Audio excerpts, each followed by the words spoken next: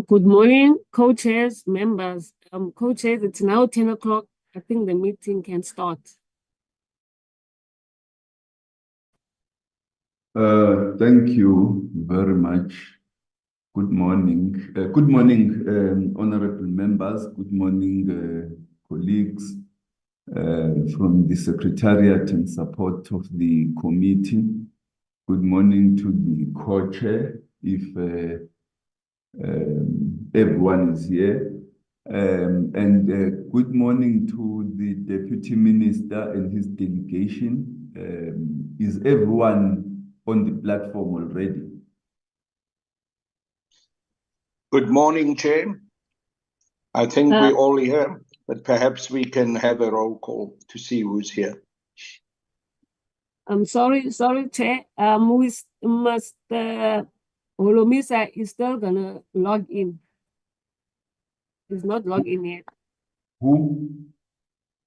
The Deputy Minister General Holomisa. Okay.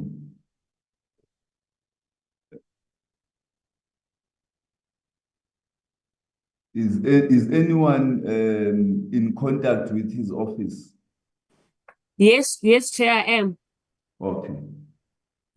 So we should, but perhaps we could start with the roll call and presentation of the agenda, adoption of the agenda, whilst the Deputy Minister is joining.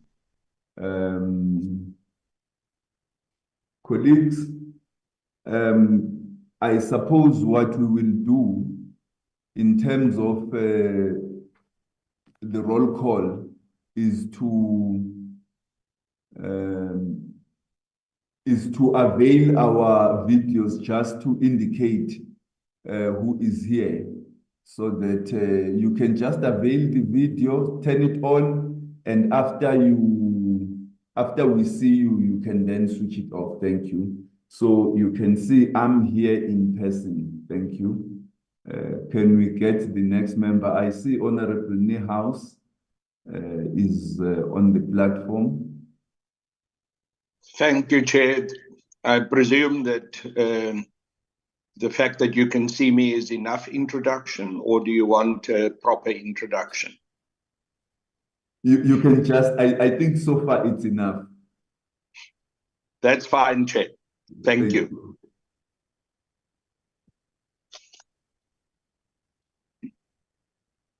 I'll allow the other members to also introduce themselves. I'm here, Chair. Honorable Windy Plakis. I hope I yeah, Chair. I'm here, Chair. That is my name. Thank you. Good day, Chair. Tammy Breed. I'm also present. Good morning, Chair. Chris Hartung.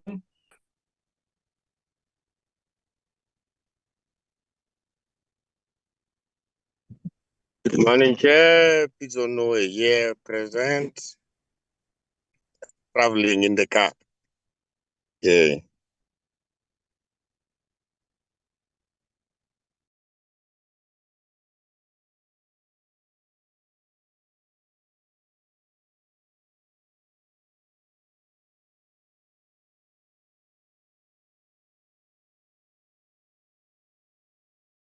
Thank you very much, honorable members.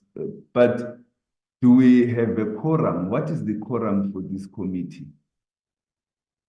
Chair, the quorum for the committee is 9 members, and we do have 1, 2, 3, 4, 5, 6, 7, 8, 9. Yes, Chair, we do have the quorum, and I think the Deputy Minister is also logged in. Thank you, Chair. Okay. So in that case, welcome, Honorable Deputy Minister, General Holomisa.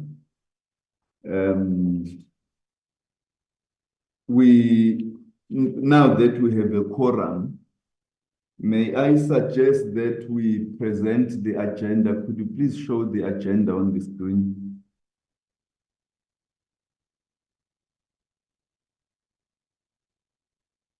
Although it was sent to us, It contains those 7 items.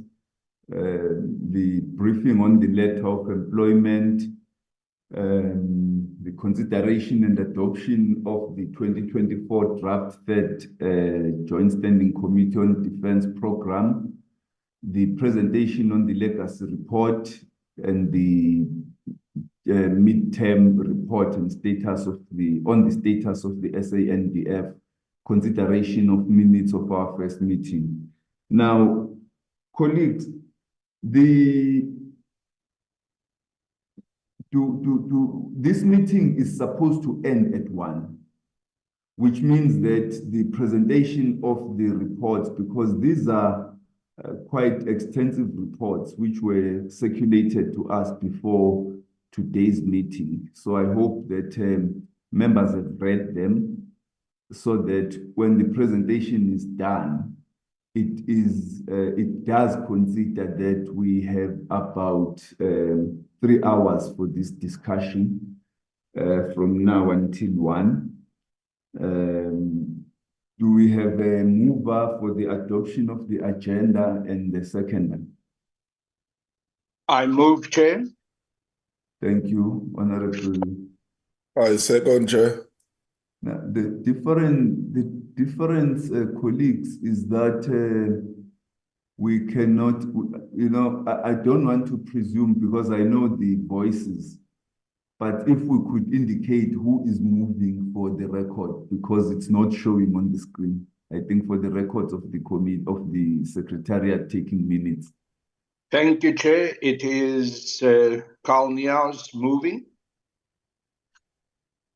Chair, it is Windy Plaatje seconding. Thank you very much. Is there an objection or to the agenda or proposal for any other item? No. So we can move on. Now, in this regard, we had welcomed you, Honorable Deputy Minister, to the meeting. We were told that. Hello? Hello. Oh, I don't know if your network is breaking, but I hope not.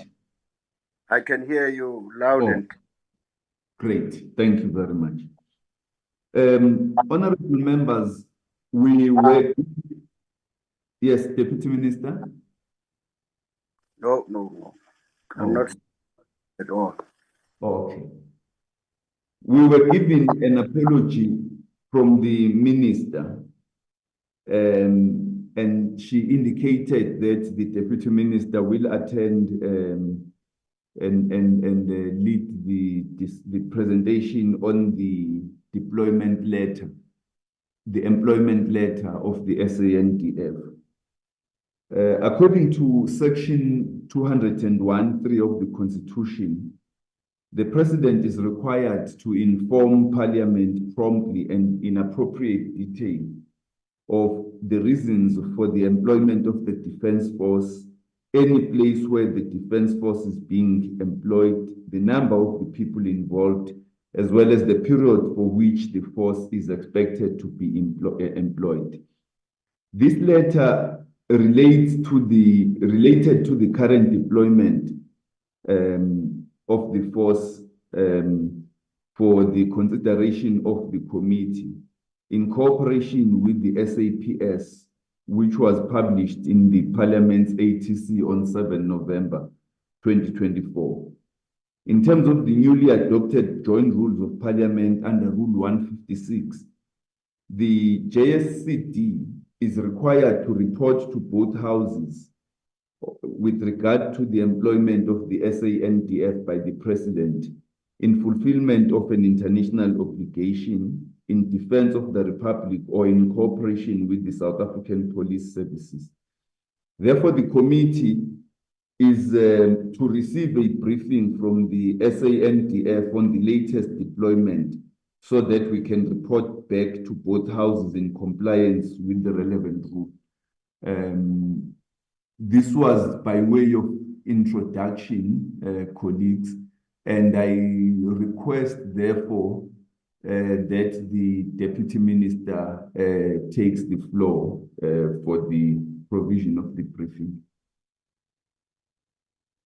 Chairperson. Yes.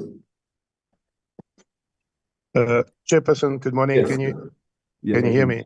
Yes. My name is Virgil Garika. I represent the EFF from the National Council of Provinces. Yes. I just want to have clarity on the matter. I do not have the joint rules with me because I'm up country, but in terms of the rules of the NCOP, states that a minister must attend the proceedings. We have the Deputy Minister here this morning. I don't know if the joint rules advise otherwise. Can we have some advice on that, please? Yes, my understanding is that in the absence of the minister, the Deputy Minister is competent, if so deployed by the minister, to participate in the committee and make a presentation. No, it is fine, Chair. If you make that ruling, it's fine. We can still follow it up. Thank you so much. Okay, thank you. Thank you very much for your cooperation. Honorable Deputy Minister, could you please take the floor? Thank you very much, Chairperson and honorable members. I hope in this platform we do have the representative of the department, that is recording in progress. The commanders. Can you hear me? We hear you loud and clear. Okay. Yes. This is nothing else but a continuation of or an extension by the president on the project or a deployment of our soldiers to help police, both in the case of Zamazamas and so on. So there isn't much really, because the president has simply extended that period. So we comply. For instance, the Deputy Minister of Defense, Mr. Mkongi, has joined the Minister of Police, Mr. Senzo Mkunu. Today, they are visiting the area where we are asked to continue to support the police insofar as combating the Zamazamas. So I don't think we have any choice unless the members of parliament would want to say, let's do away with that project. But I doubt it is in the interest of the country to support the police. Thank you. Thank you, Deputy Minister. Could we still get the presentation from the department so that it gives us all the relevant information and detail? The Deputy Minister was just introducing the matter. The committee is still competent to make up its mind based on the presentation made before it, so that we are able to duly advise Parliament. Do we have according to my understanding, Lieutenant General Sangweni is supposed to make the presentation. Is he on the platform? Good morning. Sorry, Chair, are you moving from the lead? No, we're not. I was saying in response to the Deputy Minister's introduction that we are now getting to the presentation of the letter so that we can discuss it. So we're not moving from the letter. I thought the person who was greeting earlier was getting into that. So can we get the presentation from the Defence Force? Thank you, Chair of the Joint Standing Committee on Defence, and thank you and good morning to all members and Deputy Minister. I'm Dr. Kamede, the Acting Secretary for Defence, and I have the Chief of Joint Operations on the platform, General Sangweni, who will take us through the letter. I will not introduce it anymore because the Deputy Minister has done that well for us. I'll just allow the Lieutenant General to do the presentation. Thank you, Chair. But before the Lieutenant General, could the delegation from the National Defence Force, both the Secretariat and the military, please introduce themselves for members? Okay, thank you, Chair. I'll allow the CFO to introduce himself. Good morning, Chair and members of the Joint Standing Committee on Defence. My name is Adam Abotsi. I'm the Acting CFO of Defence. Thank you, sir. Thank you. General Sangweni, can you introduce my the team on your side? Chair, my apologies to interrupt. Can we do the same that we did when we, as members of the Joint Standing Committee, introduced ourselves? Can we ask the delegation of the Defence Force, when they introduce themselves, to turn their camera on, please? Thank you. Okay. Thank you. Okay. Thank you, Chair. I don't know whether you can see me. I'm Dr. Kamede, the Acting Secretary for Defence. Good morning, Chair and members. Adam Abotsi, the Acting CFO.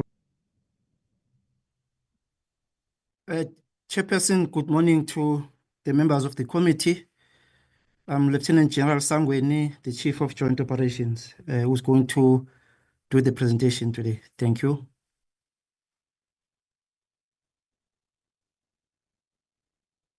I presume those are all the members from the SANDF who are here in the department. In which case, General Sangweni, Lieutenant General Sangweni, you may proceed.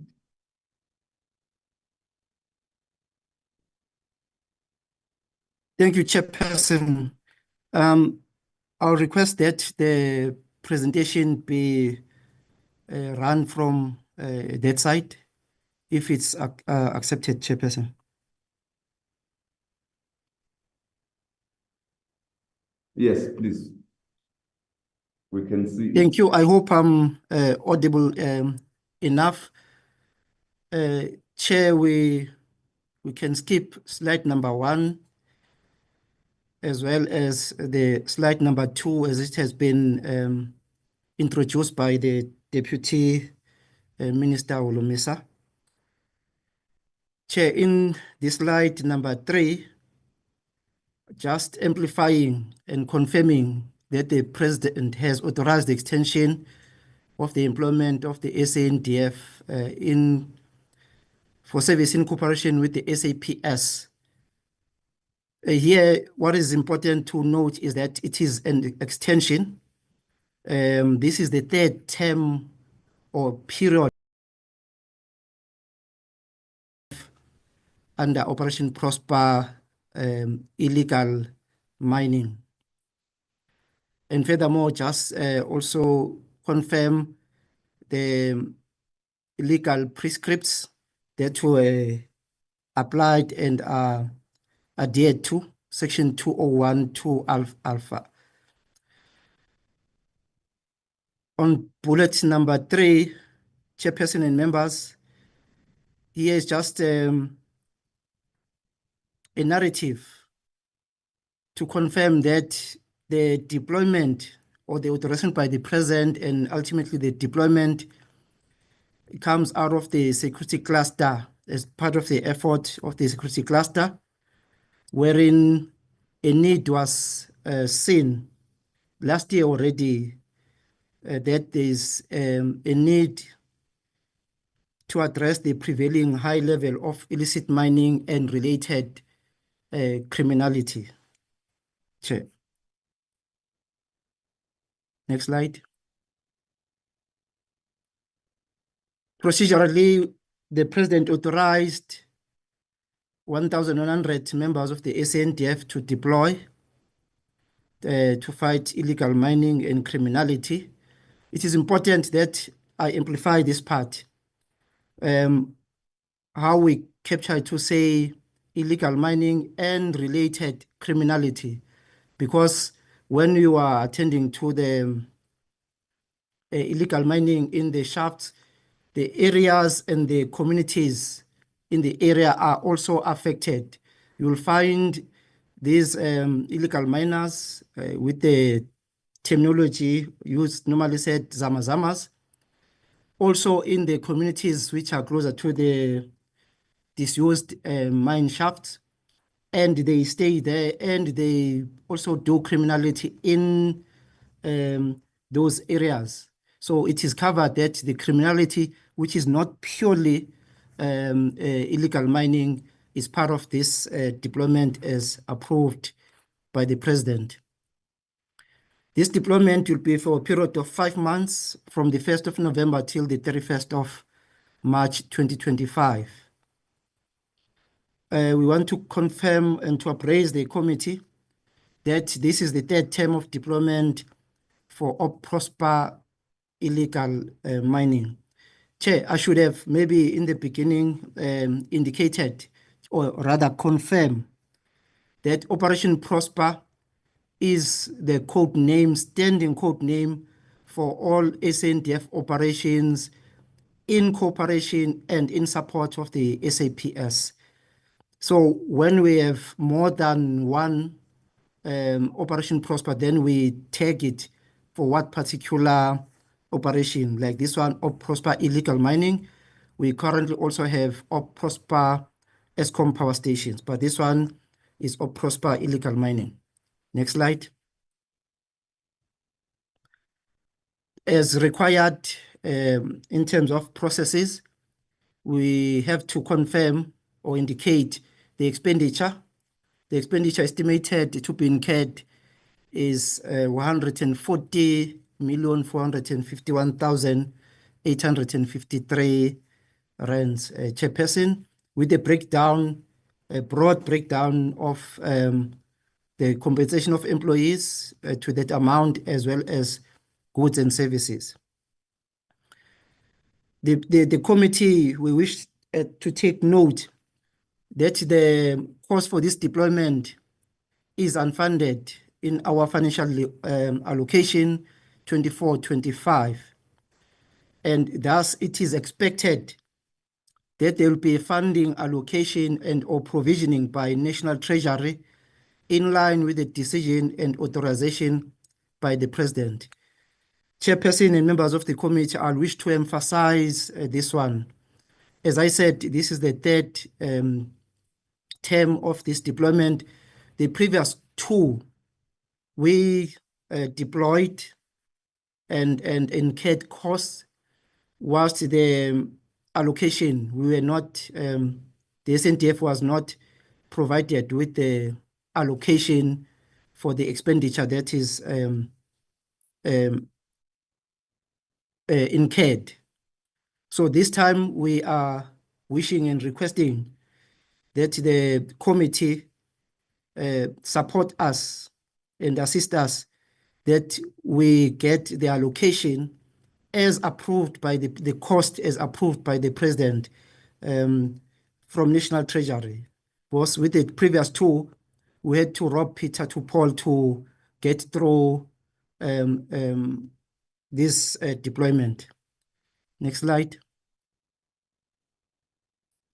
Here we're just confirming, Chairperson, as you know, that the National Assembly has been duly informed by the President of his decision for the employment of the SANDF. Secondly, also the National Council of Provinces has been duly informed by the President. Next slide. That is the end of the presentation, Chairperson, as it was designed to be very short and just covering the key areas. The entire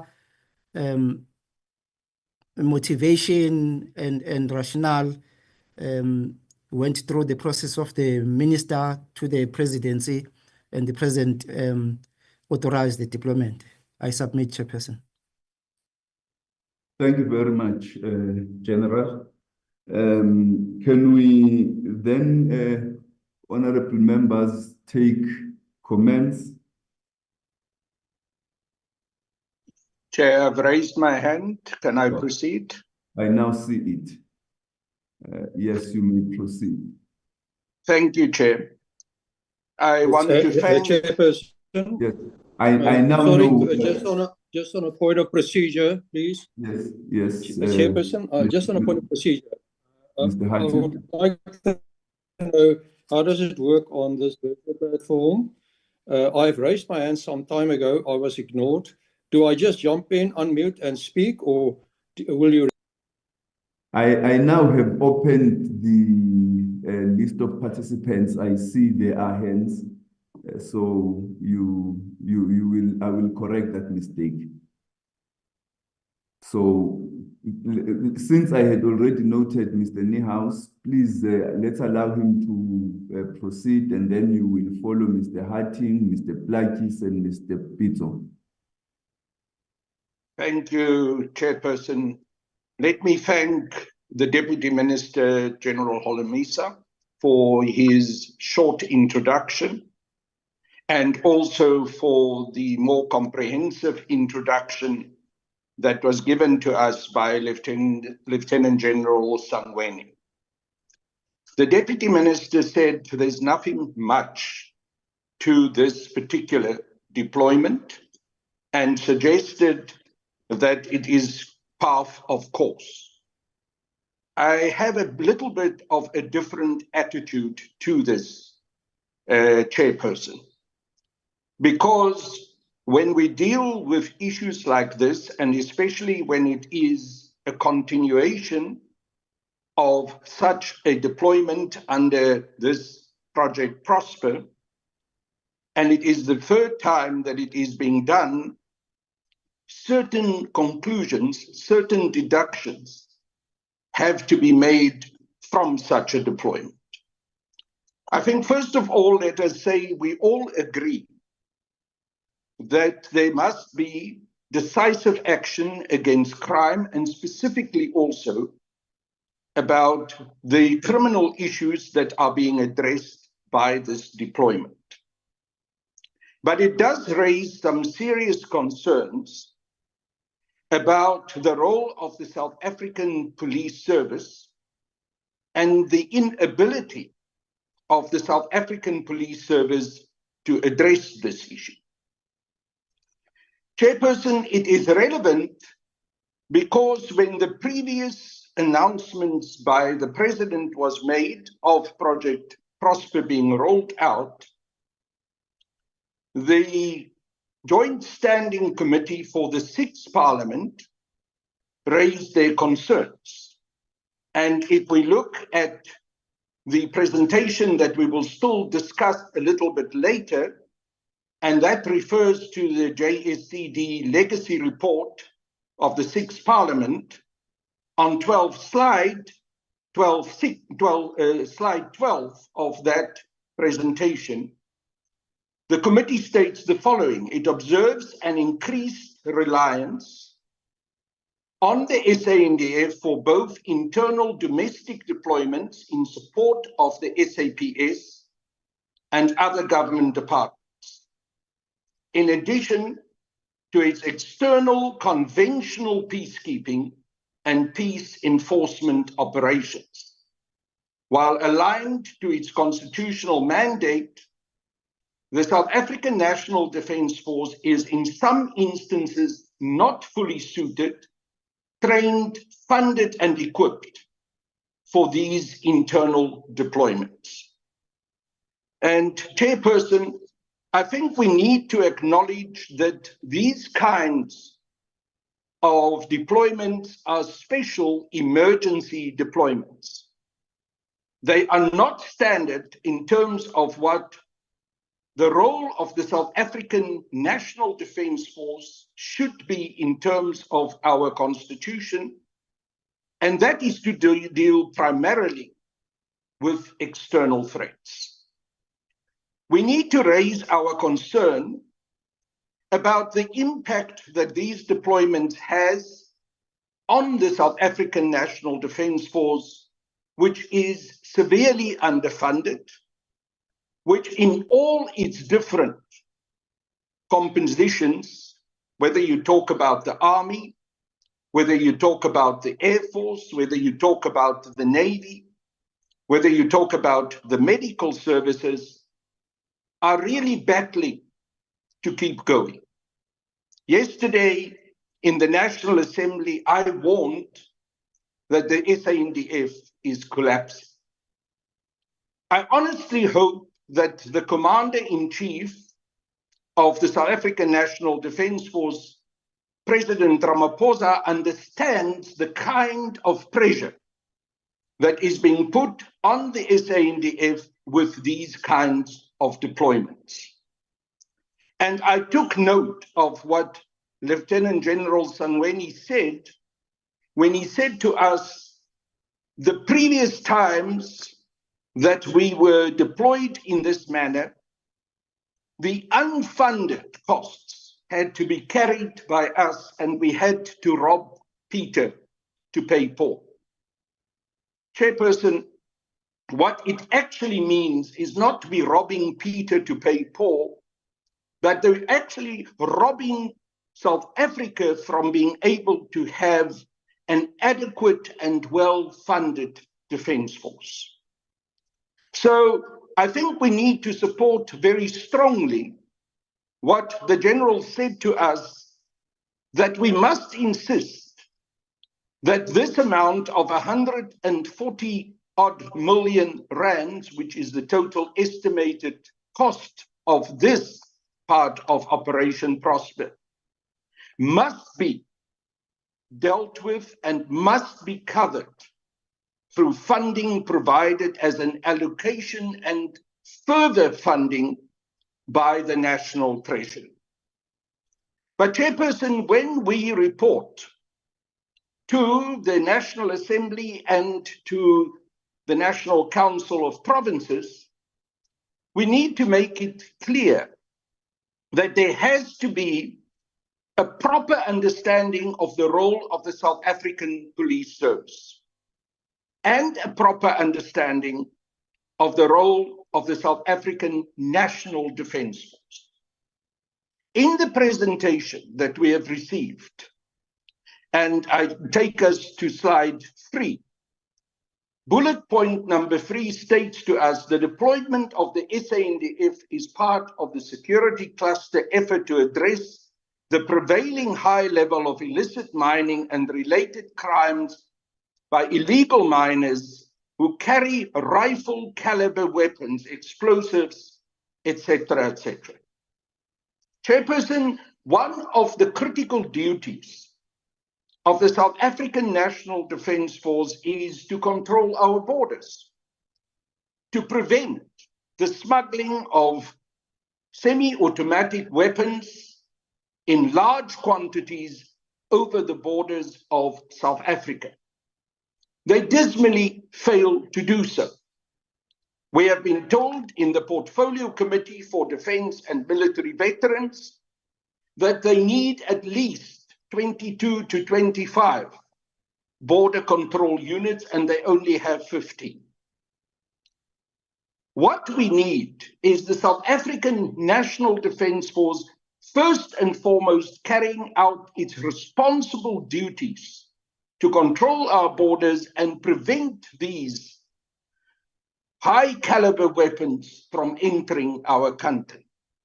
What we have now is a failure to have done so, and then domestically within our country, trying to deal with this through this joint operation of the SANDF and the South African Police Service. I'm going to wind up. If we continue in this manner, Chairperson, we are going to continue to enter a vicious cycle, which means that the South African Police Service is going to continue to have to be supplemented and supported in their work because of the systemic weaknesses within the South African Police Service, and I've seen a lot of those weaknesses during oversight visits a couple of weeks ago. And because that support has to be given by the SANDF is going to be under increased pressure to deal with these issues and not able to deal with the very critical matters that it has to deal with if we do not want to see a full and total collapse of the South African National Defence Force. So I started by saying, Chair, we must accept that this is a bona fide action by the President to try and deal with crime. And in that context, obviously, we have to support it. But we must raise some serious red flags about what the consequence of such deployments and continuing deployments are for the South African National Defence Force's ability to get its house in order. Because ultimately, Chair, if we continue in the way that we do, if these deployments continue by the Commander-in-Chief, we may find that in the future, wants to deploy the SANDF to support the South African Police Service through another itineration of Operation Prosper, that we do not have a capable SANDF to do so because the collapse has gone too far. So these are the serious concerns that we as a joint standing committee on defense will have to raise in our report when we report on this particular deployment to the National Assembly and to the National Council of Provinces. Thank you, Chair. Thank you, Mr. Honorable Niehaus. Honorable Hattie. Thank you, Chair. Yes, I don't believe that we have actually an option but to accept. This is for information to Parliament, NCOP, as well as the NA, but certainly we can pose some questions and we can take decisions relating to this. As Chairperson, Honourable Niehaus referred also to the robbing Peter to pay Paul, and say we're robbing South African taxpayer, South Africans from this, but it's actually more than that. And I think we have to go deeper into this. Well, what's happening is that by robbing, let me say this up front, the Defence Force appears to have become, Department of Defence has appeared to become the piggy bank for the government. Here we have a situation that two previous deployments, Zama deployments or Prosper deployments, were not paid. There was an opportunity to live up to the promise on the 7th of November with the adjustment of estimates of national expenditure to fulfill the promise that the payment for the two previous payments should have been made. It didn't come. Why not? And now we are in another situation.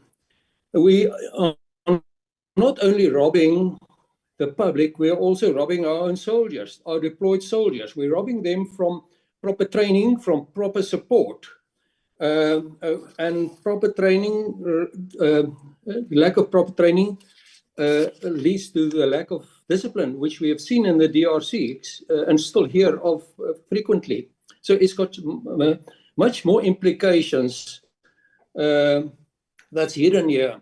We also have the degrading of our equipment, of our prime mission equipment, which is happening.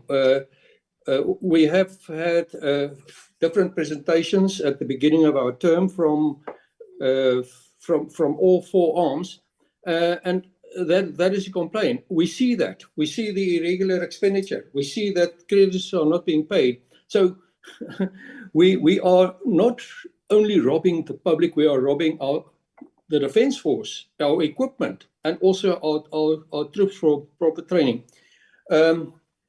Chairperson, to get a proper perspective of what is going on, I think we need to get an explanation, and also then referring to the payments and repayments in Operation Prosper for the ESCOM deployments. Also, we need to know, there are consistent calls from Treasury and elsewhere that the compensation of employees should be reduced. And our numbers of the Defence Force is coming down. So we've had a report just more than 57,000 members are now left in uniform. So it's coming down. So we need to know the numbers of deployments in MONUSCO, in the DRC, SADC deployments. Mozambique has come to an end. How many of our soldiers are deployed on the borders, where we should have had 22 units, we have 15. Apart from the numbers in those deployments that I've mentioned, how much money is being owed to the SANDF for those deployments by the UN, by SADC, by ESCOM? Can we get an indication of that? So simply, we cannot just rubber stamp such a very important issue, such as an extension of deployment to assist the SAPS. It's very necessary, I would agree, but we cannot, the SANDF cannot indefinitely accept unfunded mandates. There's no sustainability in that. There's no future in that. In fact, it's to the detriment of the SANDF. And I want to say again, the SANDF is not the piggy bank for government. We cannot continue to fund things that should have been funded from elsewhere. And perhaps, Honourable Chair, it's time for the Commander-in-Chief to come and advise us. What is the thinking behind this? Where are we going to from here? We have a promise mentioned by Deputy Minister Holomisa that the funding of SANDF, this is more in general now, will go up to 1.5% of the GDP. But ad hoc assignments such as this, deployments such as this, appears to be very popular now, and everybody calls on the SANDF to assist wherever a crisis evolves, such as the poisoning of children from spaza shops. There was immediately a call out that SANDF should be deployed there. But nobody thinks about the impact on the SANDF and the impact of the lack of funding. So, Chair, I would like to get the responses on the deployments and specifically on the funding and on the repayment. Honorable Plakis, and before you come in, I want to remind honorable members that one, this presentation is pretty much, as other colleagues have said, we have to support it. I note the important issues that are being raised. I worry about whether we will, within 3 hours, complete the agenda, given the weighty presentations that are still to come. The issues which are being raised may very well need to be included in various other reports. Perhaps we might note them, and then for our next BRRR, and for our next reports, the midterm report and others, we might then need to raise those issues, given that they reside within our mandate. I am not curtailing members from speaking. I was just bringing those up for consideration, because I think the point raised by Mr. Harting and the point raised by Mr. Niehaus are very important issues to note. And given that they won't be able to be dealt with today, it might be necessary to note them for our discussions in our midterm report and other reports that we have to submit to Parliament. Mr. Plakis. Thank you, Chair. I think, Chair, you've most probably covered me, as that some of these matters that we are not raising it for the first time in this meeting. And since you have said this is water under the bridge, the proclamation and the instruction have already been given. Our soldiers are there now. They are working on the joint operation. But I think we should do more before this kind of deployment is done, and raise it sharply with the commander-in-chief on the reimbursement of the department, the monies that they're losing during these processes. But I think that can questions for other things. But I think it's important that we should just note this deployment and support it. But I think the other recommendation issues we should discuss in a later meeting. I thank you, Chair. Thank you, Honorable Shelembe. Oh, sorry, Honorable No. Thank you, Chair. I'm not sure I'm in the car, whether it's proper to show my face. I've shown it, or I can put off my video. You can put your video off, your camera off, and continue. We can hear you. Yes. Thank you, Chair. Chair, I'm partly covered by yourself and Honorable Plaki, because I really felt that we are getting off tangent of what the meeting or the item is all about. But I do agree that the points that were raised, they are important, but not for now. My input, Chair, in a question form is when it comes to the number 1,100, whether we think it is enough, whether as time goes on during the period of the 5 months, if there is a need to increase the number, is that accommodated? And then secondly, I'm a little bit concerned, Chair, now that this is the third term that deployment is being done. That means it is being done on periodic purposes. But looking at the task at hand, it has got a history, the issue of the Zamazamas. And it is only now as a country we are taking effort and paying attention to it.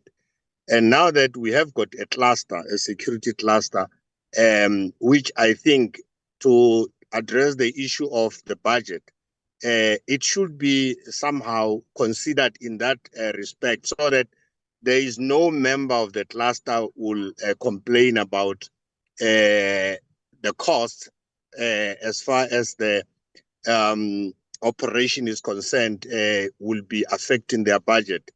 So that it has got a dedicated budget, probably to a certain extent, a dedicated force who will be focusing on this matter. And rather than addressing it in a piecemeal 5 months, 3 months, considering deployment of the soldiers, it should be dealt with in a manner in which it is a long-term program until we are done with them. Because it's like it's a project, somehow it will end, but we are not sure of whether within 5 months, considering the deployment of the soldiers, the problem will have gone away. So that will be my input, Chair, that maybe while we are approving and supporting this one, there should be a continuous discussion that considers all matters that are related to this issue, so that we don't have to come back to it time and again and complain about funding, complaining about the soldiers. It's a call for the country, for everyone else. The soldiers are part of the country. We are part of the country. The Zamazamas are affecting us as citizens of the country. We cannot begin to, separate ourselves in terms of our deployment as though the problem at hand does not affect us. So that will be my input, Chair. Thank you. Thank you very much, Honorable Shelembe. Thank you very much, Chairperson. I understand, that the President is the commander, and I understand that the decision has been taken to deploy, and we are not against. And at the same time, this committee, is also responsible for oversight that things, are going the right way. Now, I think, there was a purpose of deploying, the soldiers inside the country. Now, well, the purpose is known. Now, looking now to the input or deployment to the country, one would also want, to know what is the expected outcome from this deployment. Because, maybe it would be of best interest to the committee to know that, yes, we deployed the soldiers. What's happening? Are we winning? Two, how many arrests, have been done? And also at the same time, we think about the criminality in those communities who are nearby. We want to know if, there is a reduction in that, whether it is still the same. We are now being told that the soldiers are being deployed, but maybe if there was an information to say, the first, deployment, we didn't, get the expected outcome. The second deployment, we didn't get, the expected outcome. Now is the third one. One would want to know what is the expected outcome now, so that we can see that, we are achieving our goal. And at the same time, one would also say, what impact does it have, when these, say, 1,000 soldiers being deployed within the country? It is not only the soldiers, that includes also, the resources. And then what impact does it have to our borders? Because the more you deploy in soldiers, so it means now you have the war in the country. How do you control now the more foreign borders? Because now we are saying now this are bringing in firearms, all that, stuff. Now, do we think, taking all the resources now and the soldiers deploying inside the country for the internal, fight, leaving our borders, isn't that, we are allowing more dangerous people coming to the country because our borders are getting weaker in terms of management when these soldiers, are deployed in. But I understand that, well, this is not, for consideration by us. It is just for noting.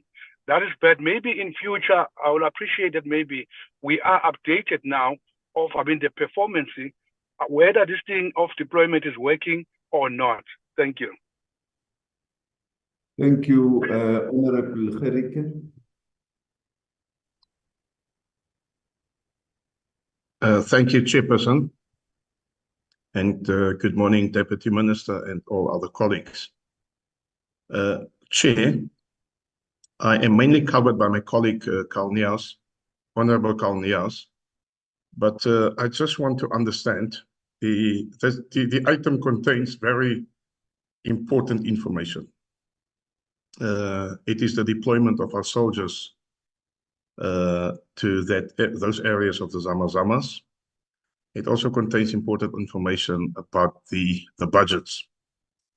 Now, I want to understand, and I actually want to caution, I understand that you say we must concentrate on the item at hand and don't discuss other things.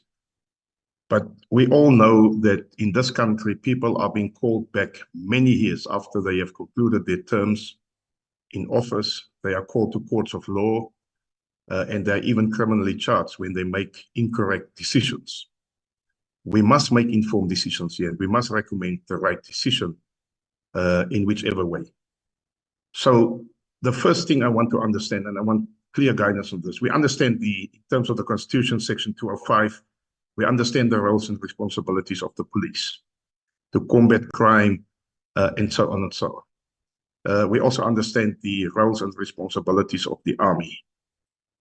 We want to understand whether we're going to proceed on an ad hoc basis, on an as and when basis, that the president can just pick up a pen and sign a delegation or a deployment of army members to certain areas.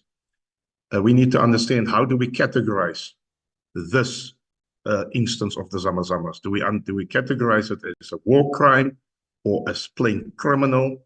Or what authority does the president invoke when he signs this decree or deployment to those areas of the Zamazamas? That's the first point. We must be clear on the separation of powers, that we don't give blanket authority to anyone, not even just the president, but to anyone in this country. And it becomes a constitutional matter. And if needs be, and there must be some amendments to the Constitution, then we must say it out loud.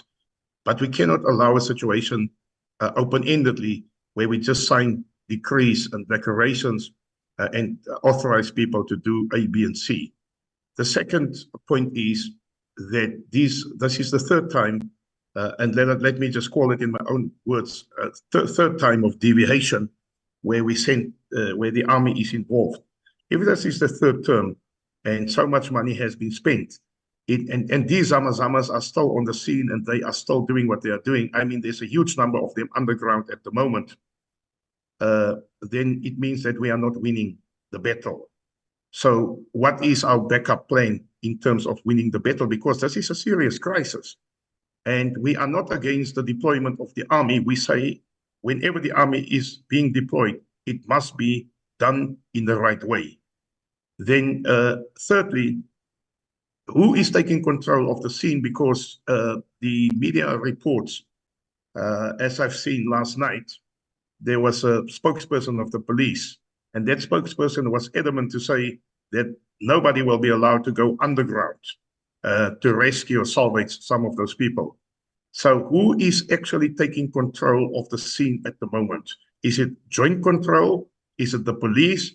Does the army resort under the police at the moment? We don't know that. We don't know what is going to happen. And then the last point I want to make is if we have the processes right and the administrative processes are in place, do we consider, for instance, if we don't win the battle, to go back to Parliament and to ask for an adjustment budget to become more effective and maybe a bigger deployment? Not necessarily of the army, it can be debated, but you know, you're going to need more money if we could not win the battle up until now. Certainly you need to shift into another gear to protect those communities. We are aware that the communities are saying, oh no, you must go in there and you must save these people. Prisoners are not even treated this way, and so on. It brings us to this point that there's the issue of human rights also involved here. And we must be very clear on the issue of human rights. We are a country that came out of a period of darkness. We have a constitutional democracy, and we must respect the human rights of people, whoever they are. And those are the things that we need to take into consideration, not just going in there as a strong man and as a strong army, but we need to do some other things, shifting to another gear, to work out some other plans to get a grip on these things. If those guys are coming into this country or from wherever they come with all those dangerous weapons, and we have an army deployed and we have the police deployed, I mean, there's a very big question mark, Chairperson, and I think we need to interrogate this further. Thank you very much indeed. Thank you, Honorable Hatting. I think it's your second bite. Yeah, it's actually a follow-up based on what you have said, Chairperson. Chairperson, General Sangweni is here. Dr. Kameri is here. They're not simply here to read off a presentation, but to respond to questions. So, Chairperson, your suggestion that the questions should be put on the back to the back burner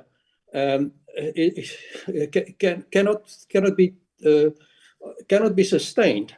The reality is that the responses may contain embarrassing and inconvenient truths, but that is the reality of what we are dealing with. General Sangweni and Dr. Kameri is totally empowered and should know all the responses to the questions that was put. We cannot simply say we have to accept it, what's being put forward to us, and we will at a later stage, indefinite time somewhere in future where we do not know who will be in attendance, try and address these questions. Chairperson, I insist that we get responses to the questions that was put.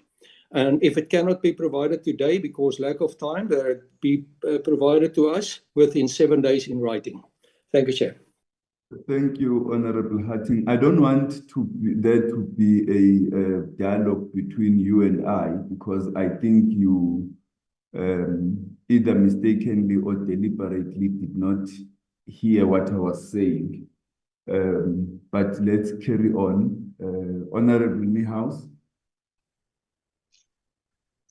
Thank you, Chairperson. Chairperson, I don't think when we raise these issues that we're going off on a tangent. We are involved in interrogating a very serious matter. And as a matter of clarity, I want to understand where this presentation from this committee, now that we have received this presentation, goes.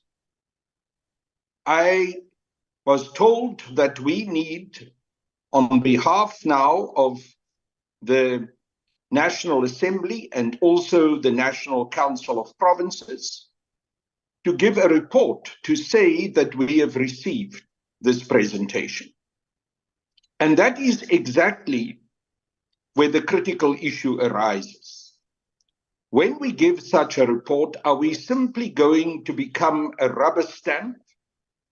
Are we simply going to say yes and amen to the decree that had been issued by the president? Or are we going to carry out our responsibility as public representatives in terms of the oath that we had laid down and present a report that raises some of these concerns that had been raised and the questions that had been formulated? So, Chairperson, one of the problems that I have with how our parliamentary committees function is that we always labor under a lack of time. And the consequence of that lack of time and the rush that we go through is that we do not carry out our responsibility as public representatives properly. I'm certainly not prepared to simply say, as General Lemisa said, this is par of course, there's nothing particularly strange about it, this has happened before. It has to be dealt with in terms of detail, in terms of a detailed report that we present to the National Council of Provinces and to the National Assembly. As the Honourable Virgil Gericke said, we need to carry out our responsibilities because even in the future, we can be held accountable for the decisions that we take. And I'm certainly not prepared to be held accountable for being a rubber stamp, which I will never be.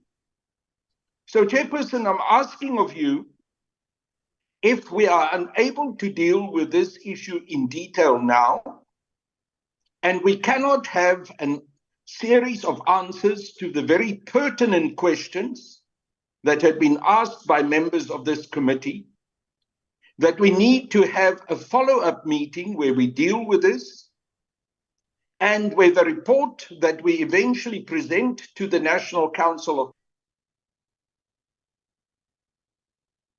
a little one-page, one-paragraph report saying we've received the presentation and that we approve, but that we raise our concerns because it is our constitutional duty to do so. So I call on you, Chair, to make a ruling on how we're going to deal with these questions, how we are going to deal with the reports that we have to present to the National Assembly and to the National Council of Provinces on this matter.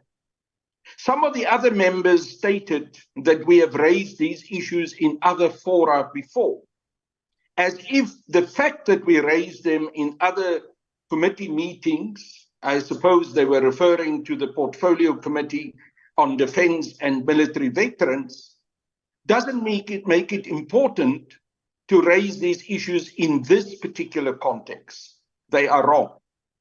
The fact that we raised it in the past makes it even more important and pertinent that we do not allow these issues to fall off the table, so to speak. Thank you, Chair. No, honorable members, you see, we are not speaking against one another. You will remember that at the beginning of the meeting, when the Deputy Minister spoke, I then immediately said that we are going to go ahead and receive a detailed presentation from the Defence Force to the committee, because we are required in terms of Section 201 to receive these reports, because we have to submit our response with a justification to Parliament, both the NA and the NCOP. That is why we proceeded to call on the Chief of Operations to make a presentation and open the discussion. So we are not speaking against one another. The point I made with regard to comments was that let's try to keep them brief, mindful of the fact that the deployment not only has taken place, but it's a continuation, and that it's taking place. There are people trapped underground, and honorable members are raising important points. For example, Honorable Gerike about human rights, that even prisoners and prisoners of war are not treated in a way which suggests that kill them if you must. Now, these are important points that we need to take into consideration even when we submit our report. So the discussion has not been unnecessary and worthless.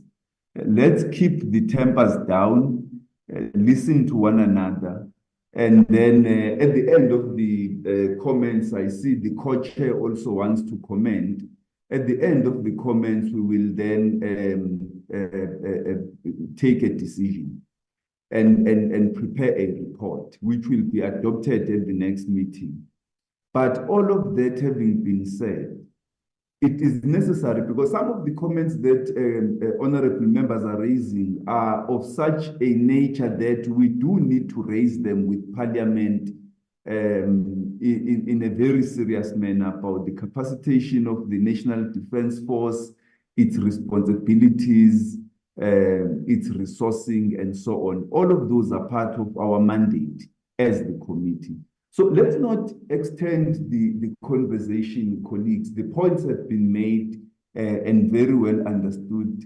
Mr. Gerike, I'm no longer going to take you. The last hand on this matter will be Honorable will be Honorable Pala. And then we will close the discussion, take a decision. Thank you. Thank you, Chair. Thank you, and good morning, honorable members. Good morning to the Minister and the officials, Dr. Kamete and General Sangweni.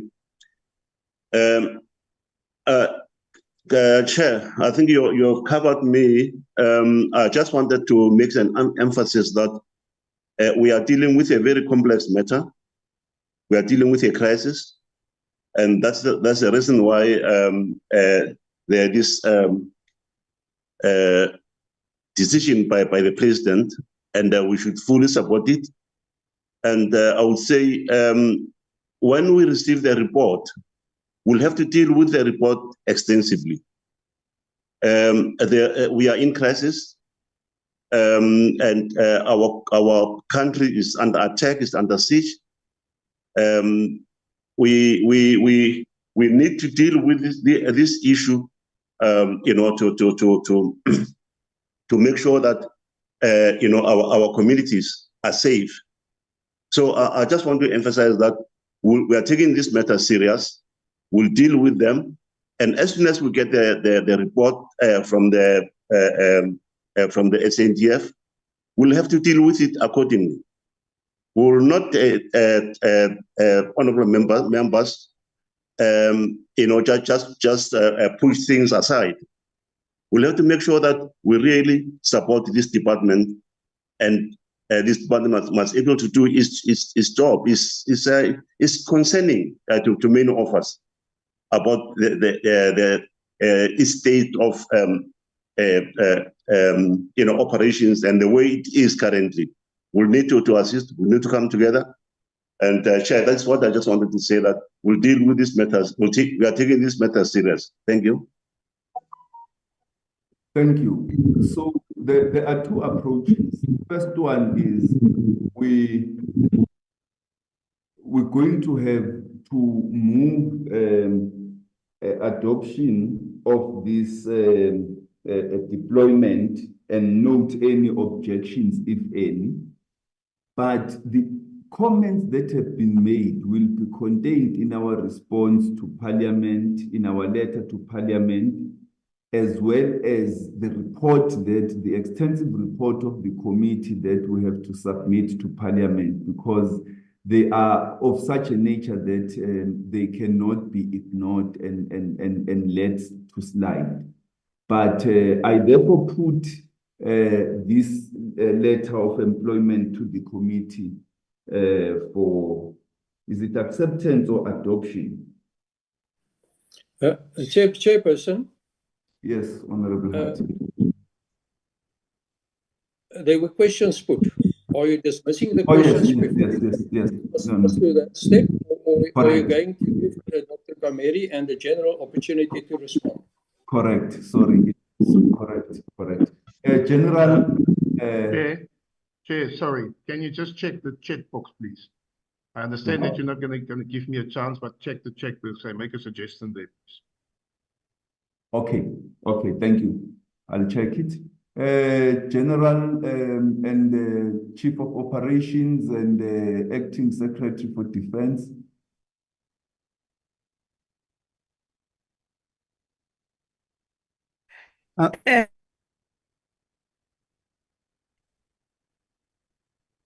General, please proceed. Chairperson and honorable members of the committee, I'll be brief in terms of answering where it is necessary and applicable for now. Noted all the submission and concerns, and appreciate the support that we are hearing from this committee, which is this defense force is your defense force. Chairperson, Honorable Harting question was number of deployed internally and externally and the relative costs. This is the one that I will not be able to answer now. We normally do answer it through the parliamentary questions, and it has been asked previously. I will advise and propose that it goes that route, because it needs numbers comprehensively in writing. Chair, Honorable Pitso, question of 1,100, is it adequate? As well as why are we conducting in patches or in not continuously this deployment? The 1,100 decision to have 1,100 in the past 2 terms, we have reduced from the initial one. Was the first when it commenced, it was a high integrity operation to address illegal mining, and then we then have to scale down progressively. But it also the issue of scaling down, Chairperson and members need to know in context that we, as the SANDF, from my position of conducting operations, we do not have adequate numbers, meaning boots on the ground, as well as we are struggling with capabilities, meaning equipment. And the committee, I believe they are quite well aware that the requirement for borderline protection or safeguarding out of appreciation supposed to be 22 subunits. Currently, the SANDF can only afford or be able to 15 subunits. Now, there is a gap in the border safeguarding. So when this ad hoc comes in where there's a crisis and the need, the issue of numbers do play a role. But 1,100 are credible numbers, especially when you cover the 6 provinces. And we are in support of the SAPS. We are not on our own, so we are a force multiplier. So the 1,100, according to our appreciation at this stage, is adequate. You'll understand that illegal mining is not a continuous in terms of criminality by the criminals. It's here and there. We dominate the area, lie low, but then they'll come back at some stage. So you cannot put the force full and continuously as per the question of Honorable Pitso. The one that is continuous and standard is border safeguarding. Then the others are determined by the situation. When we succeed, then we draw down and reduce. We believe of the opinion that with illegal mining, there is progress, there is reduction from the beginning. So that informed us to be able to reduce. Equally so, Honorable Shelembe asked the question, what is the intended outcomes for this deployment? Are there successes? Is there progress? Yes, Honorable Shelembe, there is progress. There is a huge difference before the deployment of the SANDF in support of other government departments, particularly the SAPS. And I think we've seen over from last year, the arrest that has happened. We were able to create a space for DMER to close some of the shafts. The communities in those areas, at least they've now able to, in some areas, be able to sleep. So there is progress, there are successes. As we see the one currently running in Northwest, for more than 1,000 illegal miners coming out of one place, it shows that there are outcomes and there are results, there are successes. Honorable Gerike, asking what the president invoking when authorizing the deployment of SANDF to support the police for criminality. That one is contained in the Defense Act as well as presidential and certain acts. The Department of Defense has programs in terms of force employment, main programs and sub-programs. For instance, I can use, there's defense of the territorial integrity, meaning that is border protection, border safeguarding. It's a program on its own.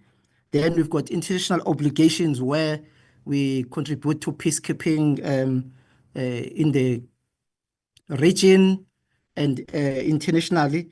And then we also have support to the people program, where then it mandates the SANDF to be able to be of assistance and support when other departments are unable to. For instance, during the floods, when the SAPS during the riots, and so forth. So there is provision and there is necessity.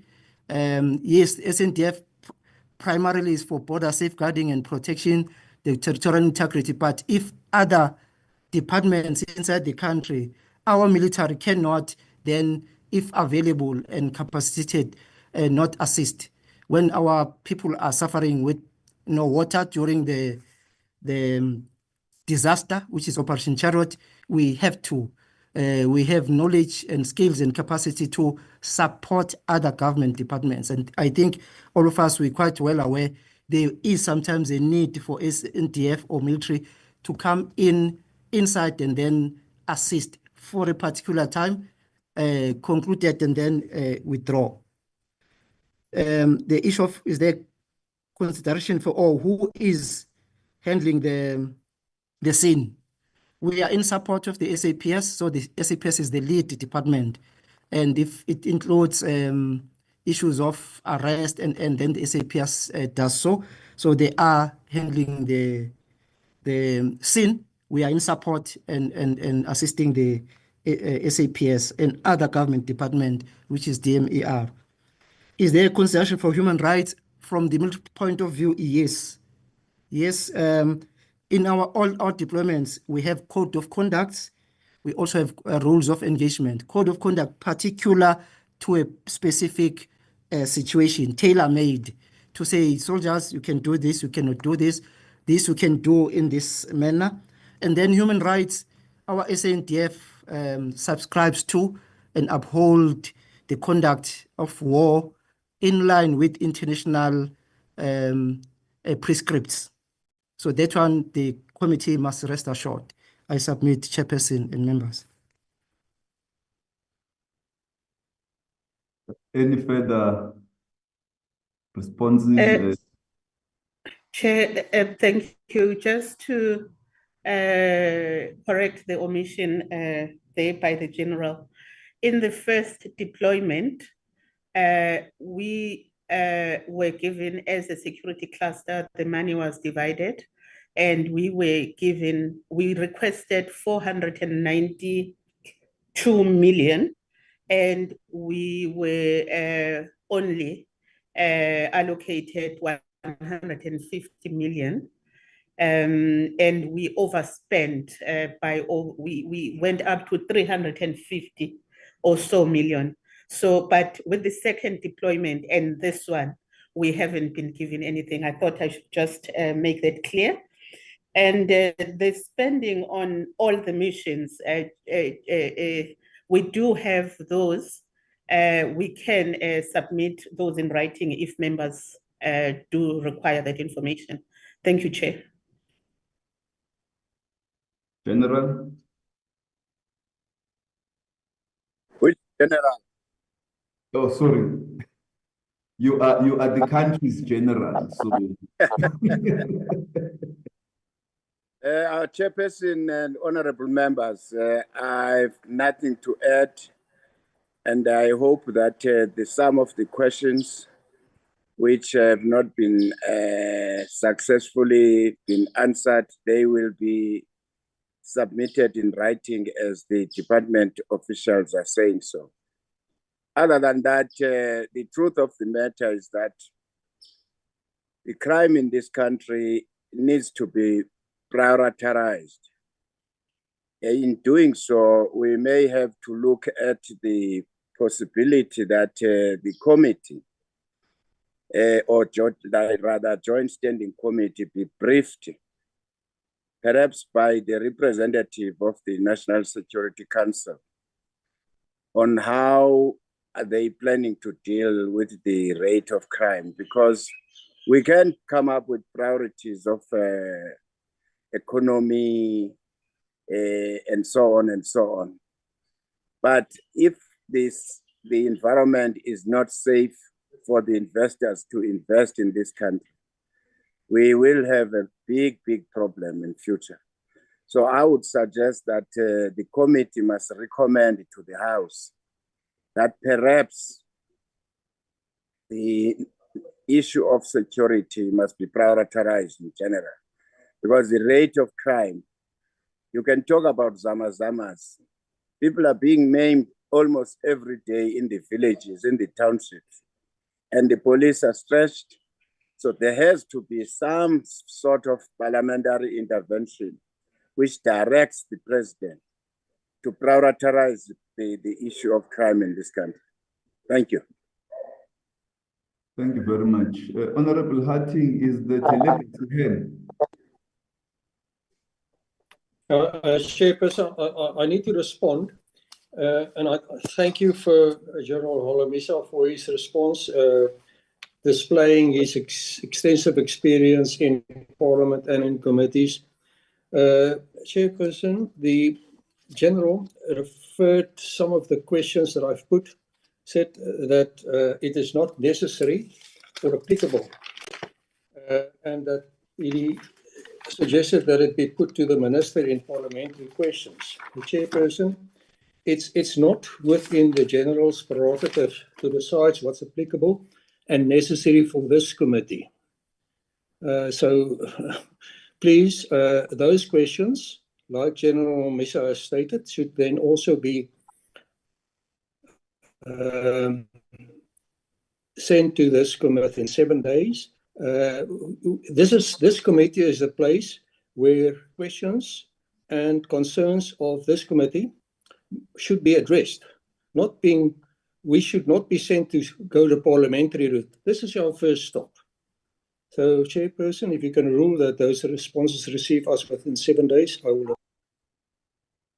The General Sangweni did indicate that the questions they had not been able to respond to will be responded to within 7 days. So those responses will be presented to Honorable Hatting.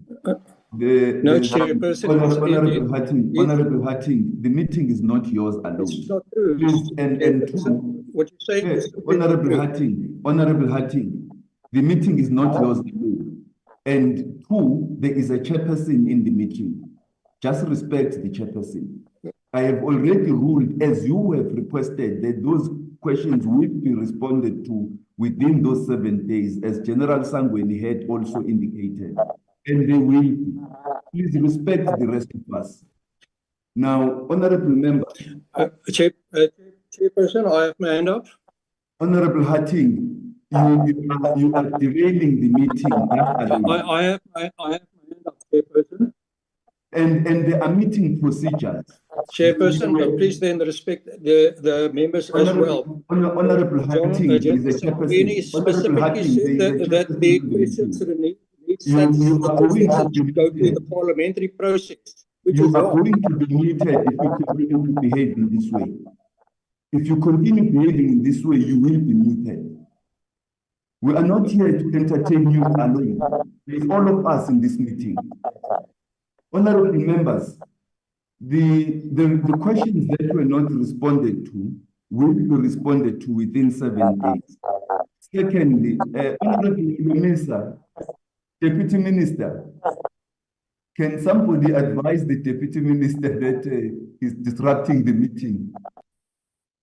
And secondly, the comments that were made by honorable members will be contained in our brief report to the committee, to Parliament, because they are of such importance that they cannot be ignored. Because honorable members are correct to say that we are not just a rubber stamp, but we exercise oversight.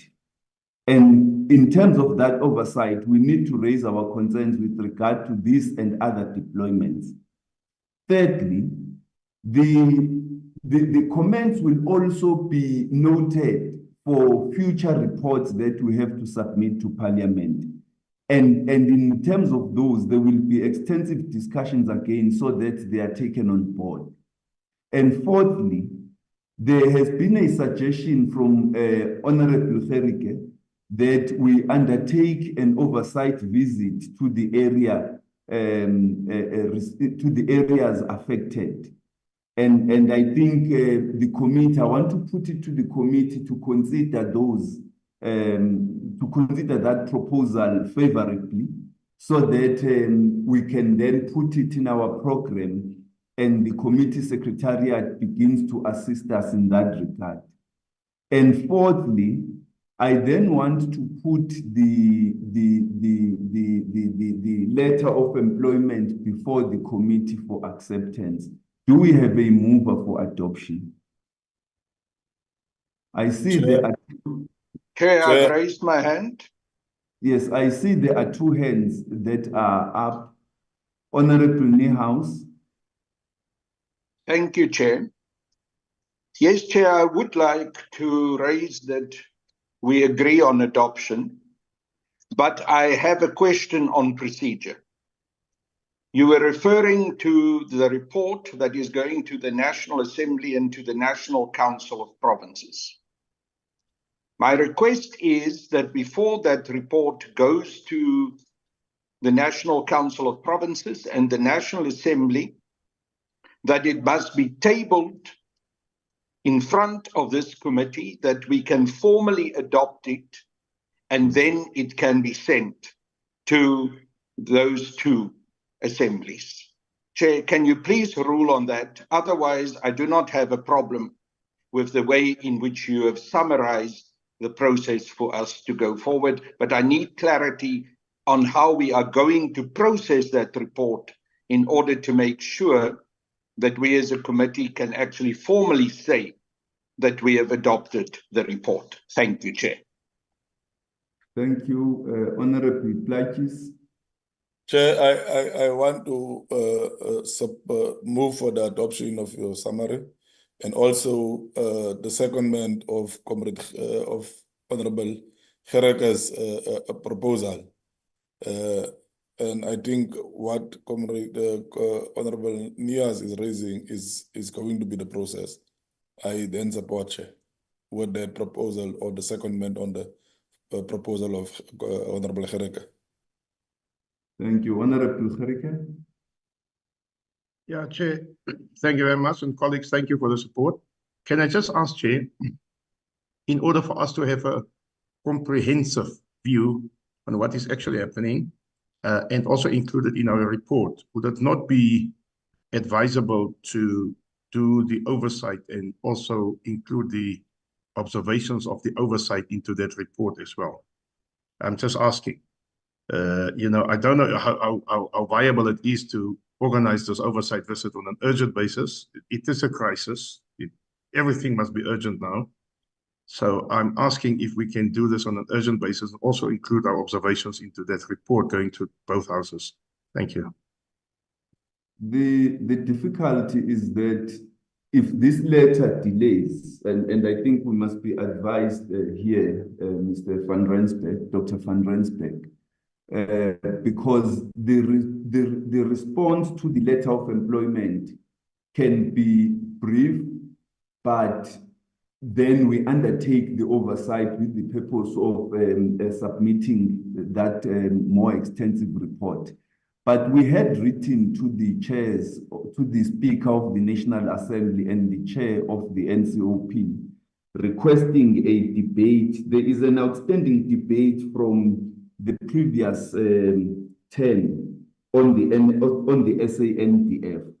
We had written to them requesting that debate be undertaken as a matter of urgency. So we could include all of those matters there. But Dr. Van Rensburg, what is the procedure in terms of responding to the letter from the President vis-a-vis the other requests that have been made, which has been supported by the Committee for an Oversight Visit, an urgent oversight visit? You can speak. Thank you, Chair, and good morning to the co-chairs, the Deputy Minister, and all members present. Chair, just in brief, you are correct. It's actually a pity that we had to start the work of this committee with a letter. There's actually a bit of work that needs to be done around the processes and rules that guide this, and the processes that this committee will follow in future to deal with such letters. Suffice to say that these are two separate processes. What you're talking about, I think, an oversight visit can happen, and an oversight visit will have its own tabled report that will be debated separately in Parliament. The aim of this discussion today is merely to provide a quick, brief feedback to the Houses of Parliament, to say that the committee received the letter and accepted it, and whether there are any objections to it. Just for members' as context, the reason why this is important and why it should happen rather quickly is that should this committee not agree with a deployment, it can then recommend to the House to have a debate on whether such a deployment should be withdrawn, and that's in terms of the 1993 interim constitution sections, which are still applicable, which gives Parliament the power to terminate a deployment. So that's the context for it, and that's why feedback should be quite quick to the houses, and it can be quite a simple and succinct feedback. All the matters that members raised today are really valid and important for further debate. But those can also be contained in further reports, for example, an oversight visit report, which can then be thoroughly debated in detail. So to summarize, Chair, I think the aim of today is to get it seems like there is acceptance, general acceptance of this, to report that back to the House, and then maybe to capture all the key concerns that members raised today for noting by the Houses of Parliament. And then, as Honourable Gericke recommended, when Parliament allows, when the program allows, go for an oversight visit and get a more succinct, a more comprehensive report that can be debated separately in Parliament. I think that would be my advice on the way forward, Chair. Thank you. There has been, now the oversight visit depends on the approval we will get from both houses. And I think in requesting it, we must indicate the urgency of the matter, because, I mean, even as we speak, there are people trapped underneath the earth, and note the concerns of the communities that are involved. So, colleagues, is there an objection to this letter being accepted and our response sent to both houses? Thank you very Chair, much. I've raised my hand. Oh, you also put it down, so I thought you had been covered. You can No, speak. no, I've raised it again. Okay. And it comes back to the issue that I raised earlier, that yes, we as a committee, I don't think any of us who spoke here today had said that we are in principle opposed to this deployment. But we as a committee need to get simply a ruling from you on the process. Are we going to have a follow-up meeting as soon as possible? I understand the urgency to approve that report that is going to go to the two councils, the National Council of Provinces and the National Assembly, so that we can do it as quickly as possible. As I said earlier, I moved that the roadmap that you sketched for us, the 4 points that you gave, that we adopt it, but with the amendment, if it is an amendment, if it's not included in your proposal, that we meet in order to approve the report that has to go to the National Assembly and the National Council of Provinces. And that can happen quite quickly. And I presume, Chair, that it could also happen virtually if we make that request to the powers that be. Thank you, Chair. Thank you very much.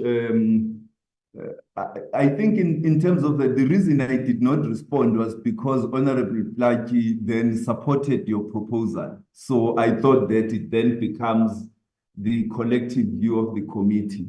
Mr. Noe, I see your hand has just gone down. I take it you are covered by this. I am, Chair.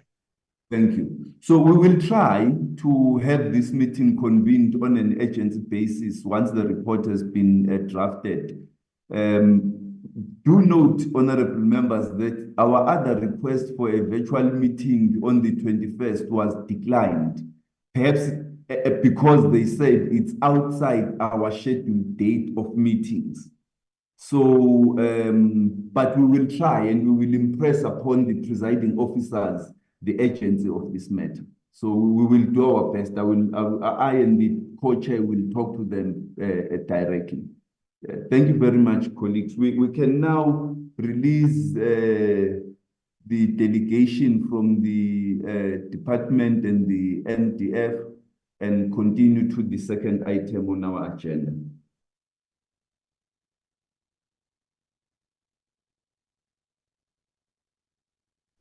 Thank you, Chairperson and honorable members. Siyabonga. You're welcome, General. Thank you. Thank you.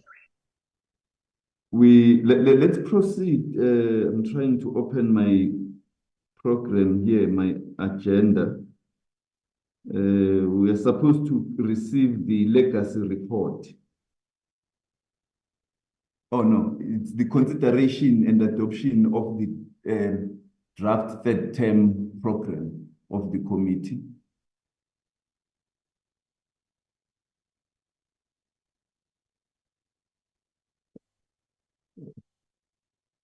Chairperson, Yes, sir.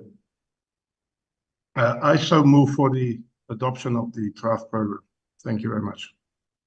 With the proviso that we have agreed to try and have an urgent meeting to consider the report that we will submit to both houses. Agree. And the oversight visit. Agree, Chairperson. Thank you. Thank you, Chairperson. I second that if the EFF can have such a monopoly.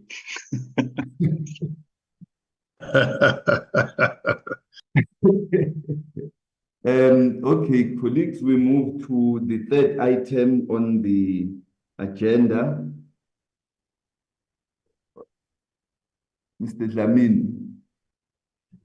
Chair, I'm part of the department's the department official which were here. I'm requesting to be excused, Chair. I just don't want to just disappear as if I was not here formally. You're welcome. Thank you, sir, because I see the other items are for in-house, sir. Yes. Thank you. Thank you very much, Chairperson. You're welcome. We move then to the third item on our agenda.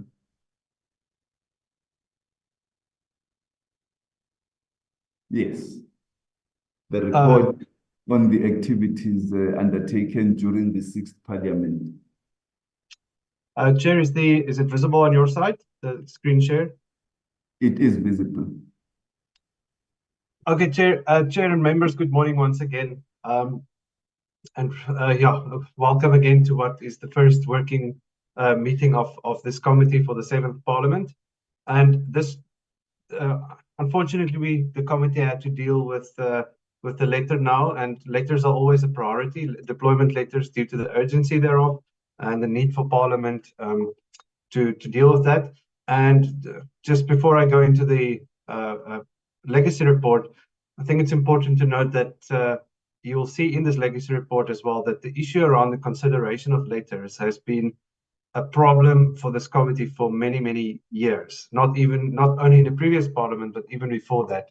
And it's incumbent, I think, on this committee and us as your support staff to perhaps develop a system to have more clarity and get a more permanent system in place to deal with deployment letters, and for this committee to have a quicker response time to such letters. But that is perhaps a matter for another day, and specifically a matter that can be looked at when this committee does its strategic planning, which should happen early next year at some point. Chair, members, the natural starting point, I think, for any committee of Parliament is to look back at the work of the previous Parliament. And for that reason, I'll try and make it as brief as possible, but still sticking to some of the important details, given our time constraints, and perhaps leave some time for questions. Just as context, before I go into the details, the Joint Standing Committee on Defence has a checkered history at Parliament. If you look back at the work of this committee, in the first Parliament, this was a very, very active committee. And it was a committee that was highly involved in forming and formulating defence policy. It was a very active committee. Then after that, in the second Parliament, and specifically from the third Parliament onwards, the work of this committee became less and less. And this was due to a number of reasons. Scheduling of meeting problems, overlap in the two houses, and the problem of getting meeting slots for this houses for this committee between the two houses. There's a number of reasons for this. However, in the sixth parliament, this committee was quite effective and it held quite a number of meetings. So there's some good lessons to be taken from the sixth parliament that we will get to in this. But just to give you a background, that this committee had fluctuations in its effectiveness over the since 1994, and yeah, it will be up to this committee to ensure that it now remains an effective committee of Parliament. Chair, members, the first few pages of this document is just a summary, because we'll go through in a bit more detail. I'm not going to go through this, so I'll skip to the following sections. The mandate of this committee is prescribed in the 1993 interim constitution, and it states that the functions of this committee is to be competent to investigate and make recommendations regarding the budget, functioning, organization, armaments, policy, morale, and state of preparedness of the National Defence Force, and to perform such other functions relating to the parliamentary supervision of the force as may be prescribed by law. So you can see that there's a significant focus on the Defence Force here. It is this committee's primary role is looking at the Defence Force. And for that reason, you can also, the related entities that you can look at includes then obviously the Department of Defence, which includes the National Defence Force.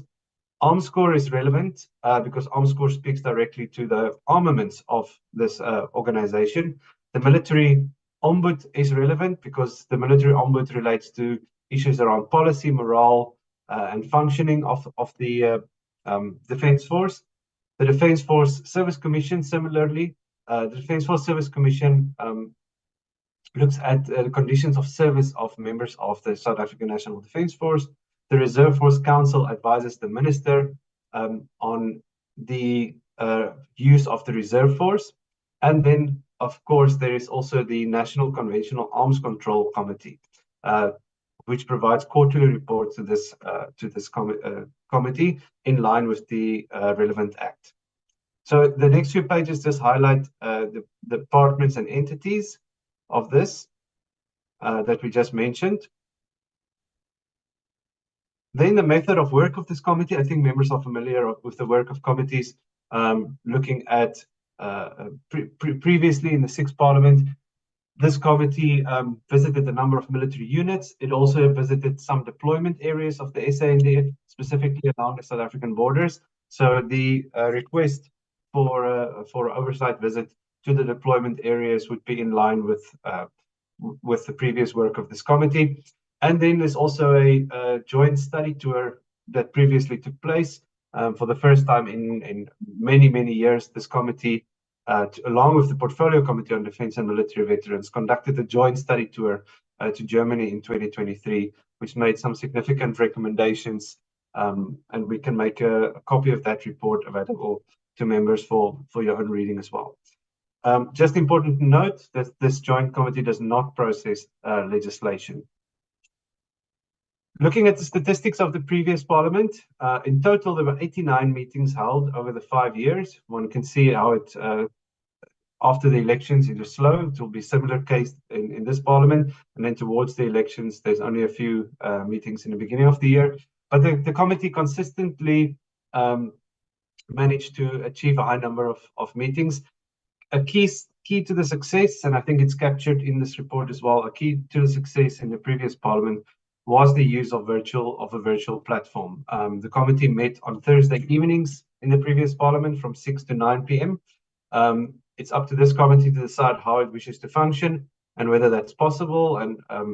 But suffice to say, it was an official finding of the previous committee that the use of the virtual platform really assisted the committee to conduct regular meetings as opposed to the previous parliaments. Oversight trips. There were only 4 oversight trips in the previous parliament, and this might seem like a small number, which it is. The main reason for this is problems around finding suitable oversight periods where there's a space in both houses that allows for the oversight trip to take place. This might mean for this parliament that we will have to apply for oversight visits during non-scheduled oversight periods, and that's always up to the decision of the House chairpersons. Just to make members aware of this, that previously this was an area where there was slow performance, but it is largely due to the difficulty in managing a committee that consists of both houses of Parliament. Similarly, one study tour was undertaken in the previous year. In terms of stakeholders, unlike many other committees that deal with regular legislation and have regular public engagements, this committee does not deal with legislation. So in terms of public engagements, this committee had some engagements with defense experts and defense industry experts, specifically the aerospace and maritime and defense industries, the AMD. There was also defense experts to brief the committee on issues around force structure and force design. So you can see how the committee has leaned towards the side of the industry and some defense researchers and experts.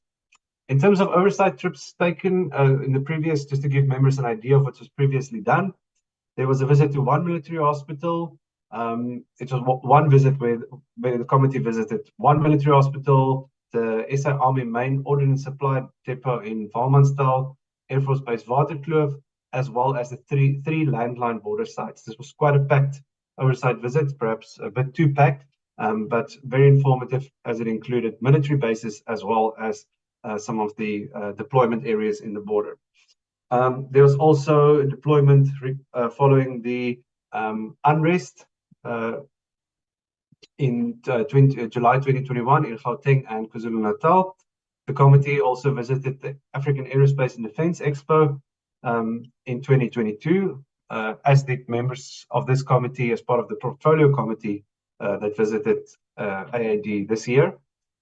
And then there was a short visit, and this was perhaps something to reconsider for this committee, to visit defense industry role players close to Cape Town, which is easier to arrange and can be done in a day. For example, this committee previously visited Rheinmetall Denel Munitions, which is located in Somerset West, as well as Damon Shipyards, which is located in the harbour in Cape Town. These are both relevant. One, because Rheinmetall Denel is 49% owned by Denel, and it supplies ammunition to the SANDF. And Damon Shipyards, of course, relevant because of the construction of South Africa's new inshore patrol vessels that were delivered to the Navy. Just highlighting again, opportunities for one of the challenges was opportunities for oversight is limited, largely due to the concerns with the two houses programs. And a suggestion from the previous committee to this committee is that strong consideration should be given in the 7th Parliament to the use of subcommittees to conduct more oversight visits and report back to the Joint Standing Committee of Defence. This is perhaps a way to circumvent the problems encountered by the previous committee, and for the committee to more regularly be able to undertake such visits. It's a very underutilized tool at Parliament in general, but the use of subcommittees could be relevant for this committee, which is also quite a large committee in numbers. The study tour was undertaken to Berlin and Germany. It was supposed to be a dual study tour to Turkey and Germany. Unfortunately, due to internal developments in Turkey, that leg was cancelled.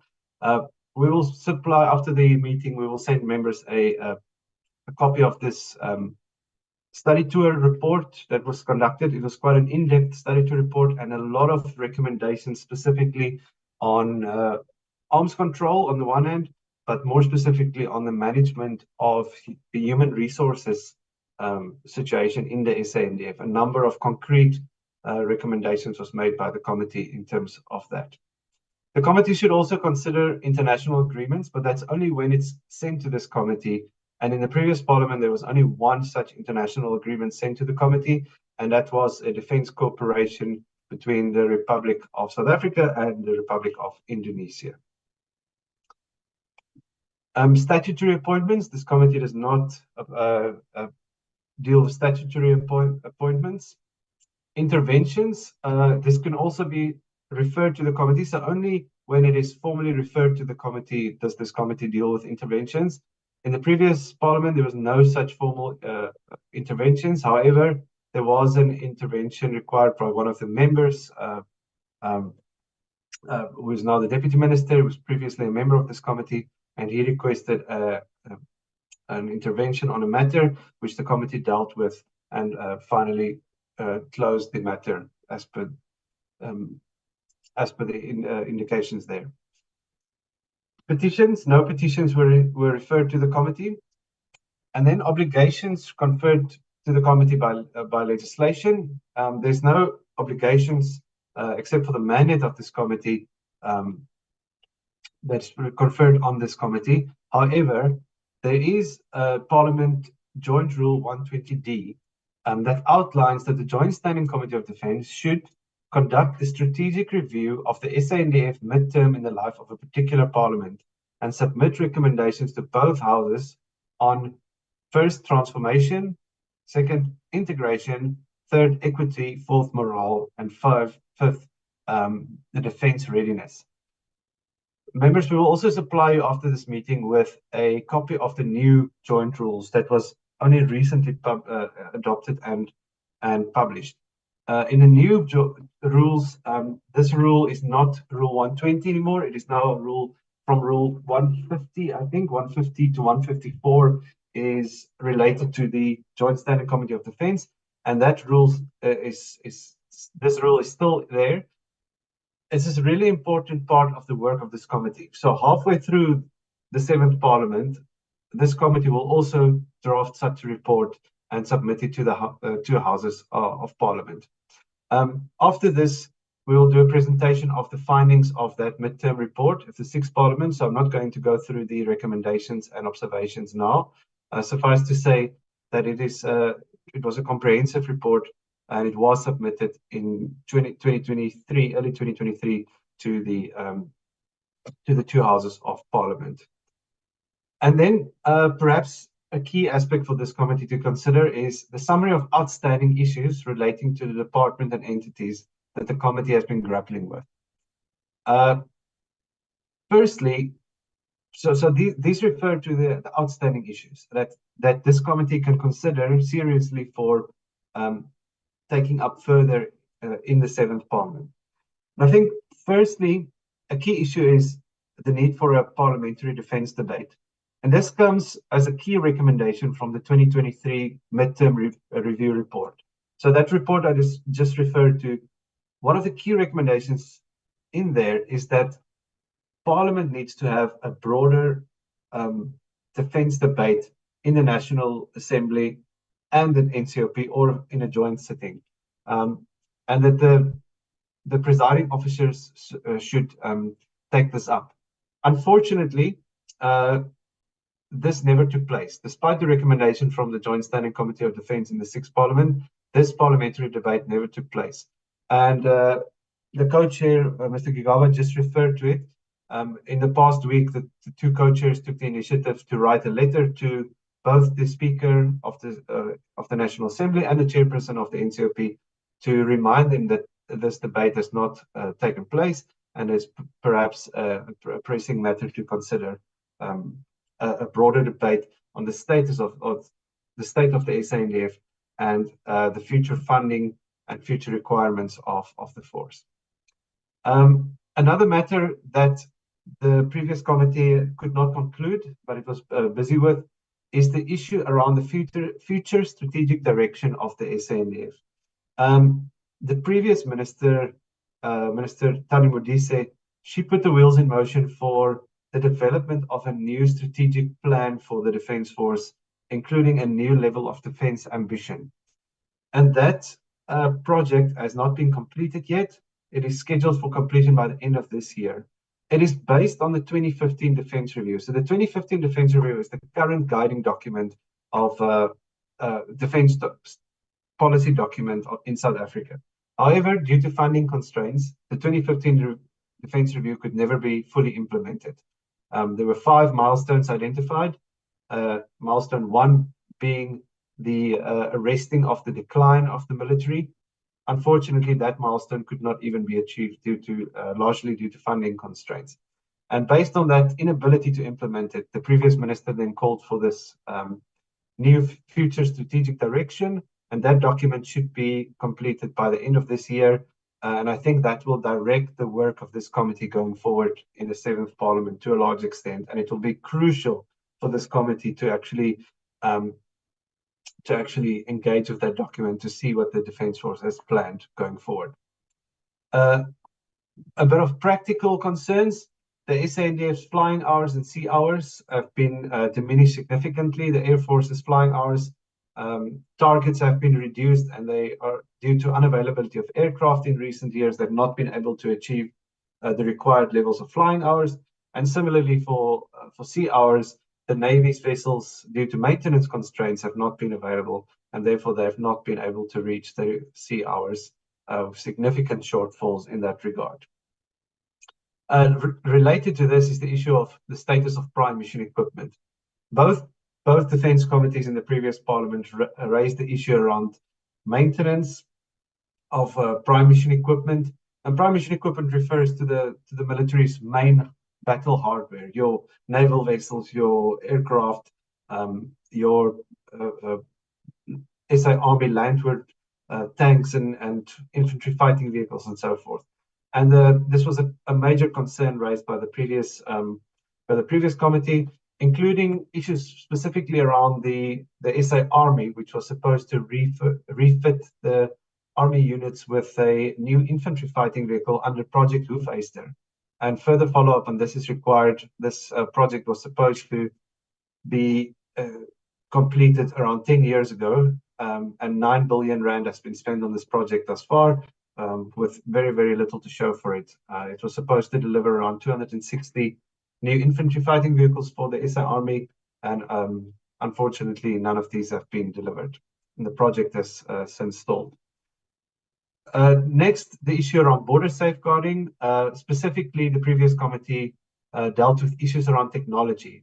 Members during today's meeting even raised the issue that the Defence Force is short-staffed on the borders. It needs 22 companies deployed on the borders. It currently only has 15. And the previous committee's argument was that while this is the case, there should also be further investment, specifically in technology, to serve as a force multiplier for the SANDF on the borders. Since we have resource constraints in terms of human capital, perhaps using technology to fill those gaps is a better way to do this. And just as a side note, the Portfolio Committee in the previous Parliament also managed to convince Treasury to allocate additional funds to procure such technology. And some of that is in the process, and some of that sadly did not take place in the previous term. But perhaps something for this committee to look into as well.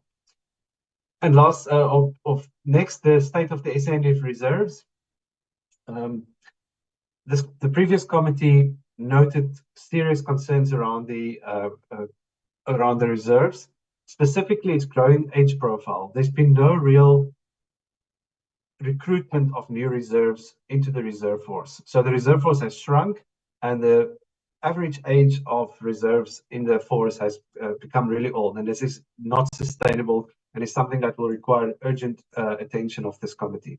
And just as perhaps as a great example is that the head of the reserve force, that position has been vacant for several years now without being filled. Currently, as things stand, as far as I'm aware, there is no current permanent head of the reserve force. The cost of the deployments was another issue. I think members became acutely aware of that today, is the issue around reimbursements for deployments. And this is something that the previous committee highlights to this committee to also monitor issues around reimbursements, not only from the United Nations and from SADC for external missions, but also from other government departments, asking the questions on, for example, today's deployment with the police, on whether it is not incumbent on the police to reimburse the SANDF for such deployments. That's perhaps questions that the committee can raise, and an issue that the previous committee highlighted as well. The previous committee also worked on issues around the Defence Force Service Commission, and the implementation of such recommendations. That is something that this committee can also work on in its engagements with the Defence Force Service Commission. Similarly, with the Military Ombud. The Military Ombud normally provides its annual report presentations to this committee. One of the key issues previously raised by the committee, the Joint Standing Committee on Defence, was that there are some recommendations from the Military Ombud to the Minister of Defence that have not been implemented, and issues around implementation should be considered. Lastly, the NCACC, which is the National Conventional Arms Control Committee, that committee reports on a quarterly basis to the Joint Standing Committee of Defence. The aim of the NCACC is to regulate arms exports and imports to and from South Africa. So the local defence industry, which is mostly dependent on the export of weapons and systems to other countries, they are dependent on applying to the NCACC for an export permit. And there's been in the past some significant concerns raised by the defence industry that this is a long and cumbersome process, and that it's not an electronic process, that everything is still managed on paper, which makes it very difficult and a lengthy process, and that impacts on their business and their ability to export. So the previous committee paid a lot of attention to the implementation of an electronic permit management system. There was some progress, but this has not been finalized, and I think therefore it's included in this report that this committee should consider it. Other matters that were referred to from the speaker and the chairperson of the NCOP. Co-chairs, members, the main referrals to this committee relates to deployment letters. And if you go down this list, there's quite a number of deployment letters, as you can see, that were considered in the previous parliament. So it is quite a frequent thing, the type of meeting we had today, that will be quite a frequent engagement. And I think, therefore, it is important for the committee to find a permanent way of dealing with these letters in a more efficient manner, and to give quick feedback to the houses on these letters. So it will be, as you can see, it will be quite regular that whenever there's an extension or whenever there's a new deployment, either by the Minister of Defence or the President, those letters will come to this committee. As you can see here, issues for follow-up. A suggestion was that the 7th Parliament should consider developing a standard model for the consideration of letters within a specific time frame from such letters being received by Parliament. And just for context, the reason why this was included within a specific time frame is that often letters would only be considered by the committee due to scheduling constraints. Often it would only be considered months after actual deployment has taken place. And I think that takes out the sting of Parliament and the ability of Parliament to be a responsive institution. In terms of the recommendations, I think I've covered a number of the factors, but the previous committee made some recommendations for this 7th Parliament. Firstly, that's that Parliament should fill the vacancy for a parliamentary defence researcher for the Joint Standing Committee of Defence. This position has been vacant for quite a number of years now, similar to the Portfolio Committee of Defence. So there's currently no defence researcher at Parliament. And while myself and Andipa support both committees and try to do our best to fulfill this function as well, it is not sustainable. And the co-chairpersons of the committee have therefore written a letter to the Secretary of Parliament to make it visible that this is noted and that there is an urgent need for a defence researcher at Parliament. Another administrative arrangement was that the Joint Standing Committee of Defence in the 7th Parliament should consider a time slot for weekly meetings that would ensure regular meetings can take place. So for the previous Parliament, this was on Thursday evenings, like I said. The point here is that virtual meetings worked quite well for the previous committee to enable this, but this would be up to this committee to decide how it works. Another aspect is making use of subcommittees. I already mentioned that is a way to perhaps circumvent some of the constraints on this committee. And then the Sixth Parliament saw strong cooperation between the Joint Standing Committee of Defence and the Portfolio Committee on Defence and Military Veterans, which improved oversight. And I think the fact that there's such significant overlap in membership in this Parliament as well it can be seen as a very positive thing, because members can take information that they receive on one side and use it for further oversight on the other side. And in some overarching focus areas, recommendations. Firstly, the previous Parliament highlighted the issue around the need for oversight of the SANDF, its functioning and its operational capacity, specifically due to the increased deployment of the SANDF witnessed during the Sixth Parliament. Following from the study tour, the Seventh Parliament should prioritize human resource management. I think one of the members today also raised the issue around concerns around the cost of compensation of employees in the department, and that this remains a major problem around, as well as the issue of rejuvenation in the SANDF. So this is something that the previous committee recommends to this committee to take forward.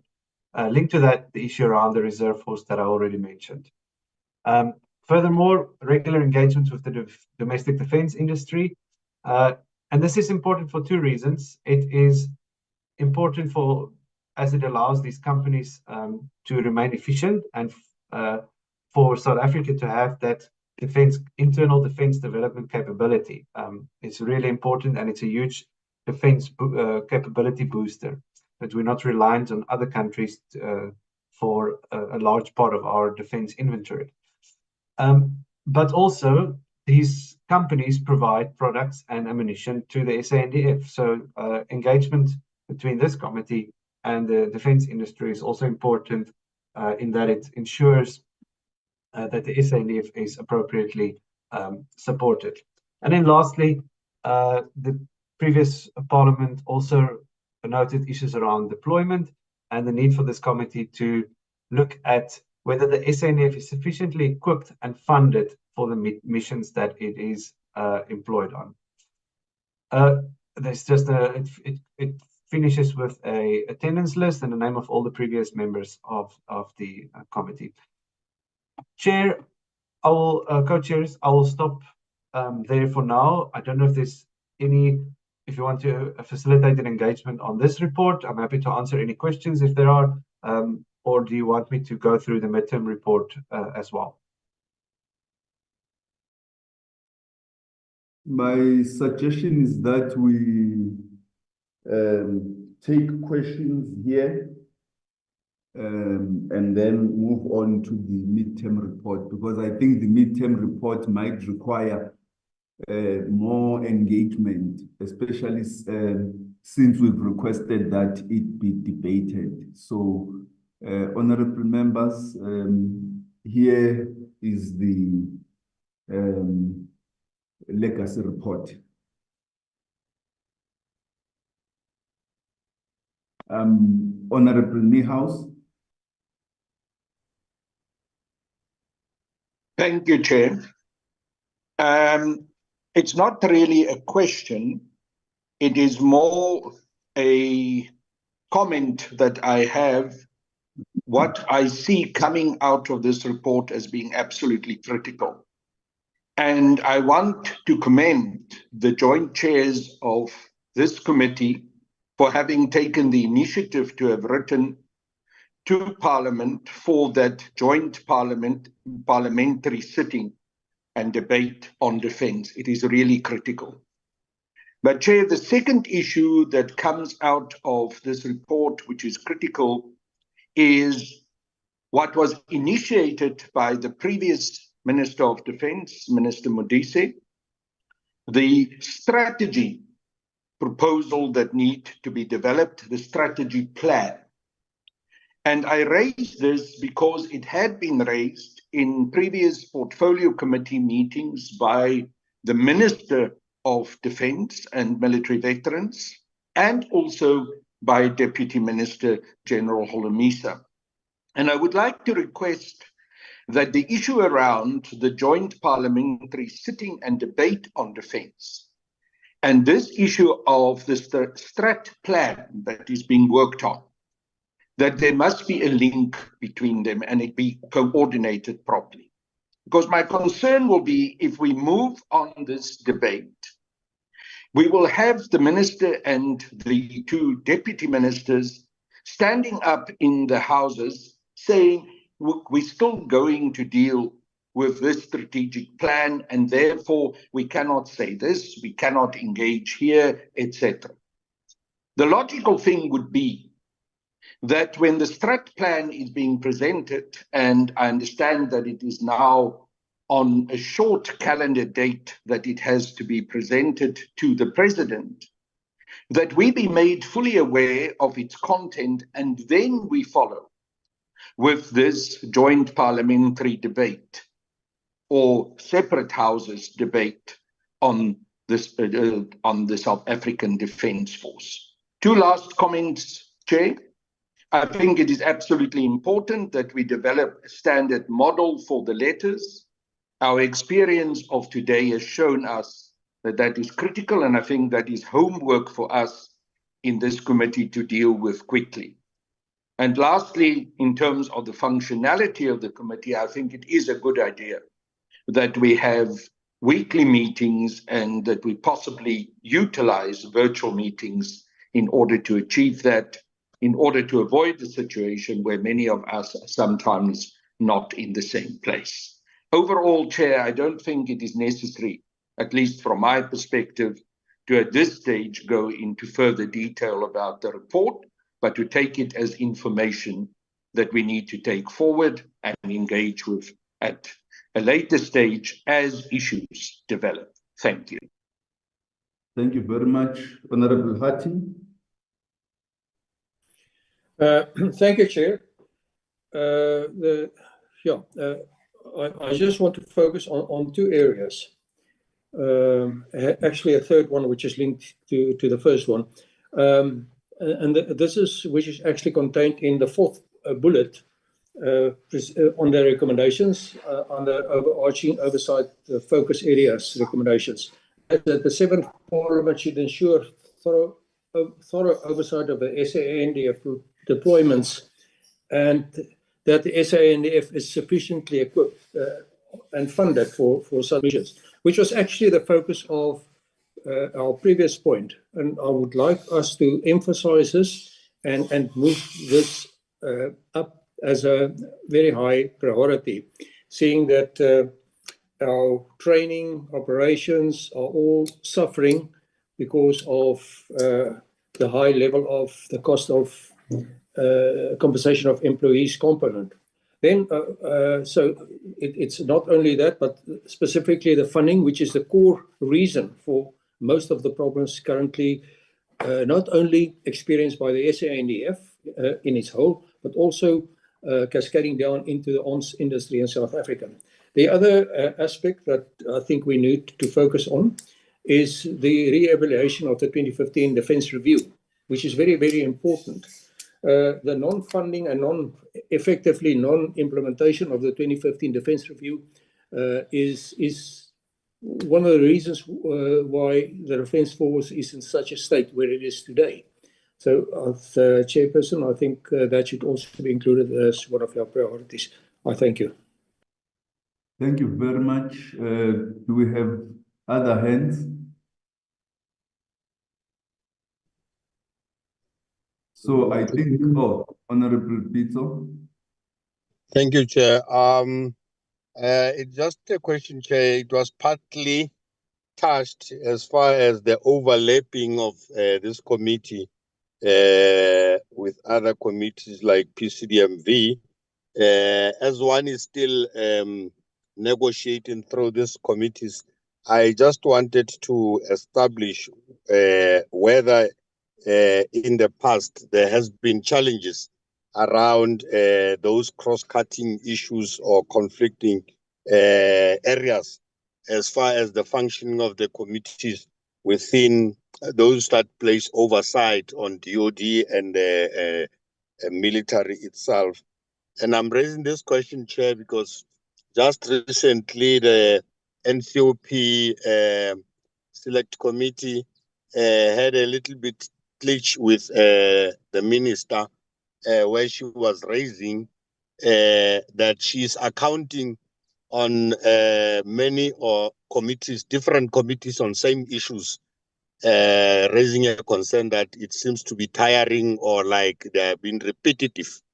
Whether that matter, is it something that perhaps needs to be considered? And also whether is there a situation where we have the security cluster committees so that we can perhaps at some stages have common ground on certain issues because we are playing oversight on say on military or defense itself and on different areas. Thank you, Chair. Thank you very much. I think the last question will require us to discuss and even talk to presiding officers. So long as Parliament has established these committees, it's not our business to decide whether the minister is reporting to many committees. Parliament has made the decision. If we need the minister to come and account, then the minister must come and account. But I think she herself, I don't think it's us who must even raise the issue. She herself must raise the issue with the leader of government business and the presiding officers of Parliament.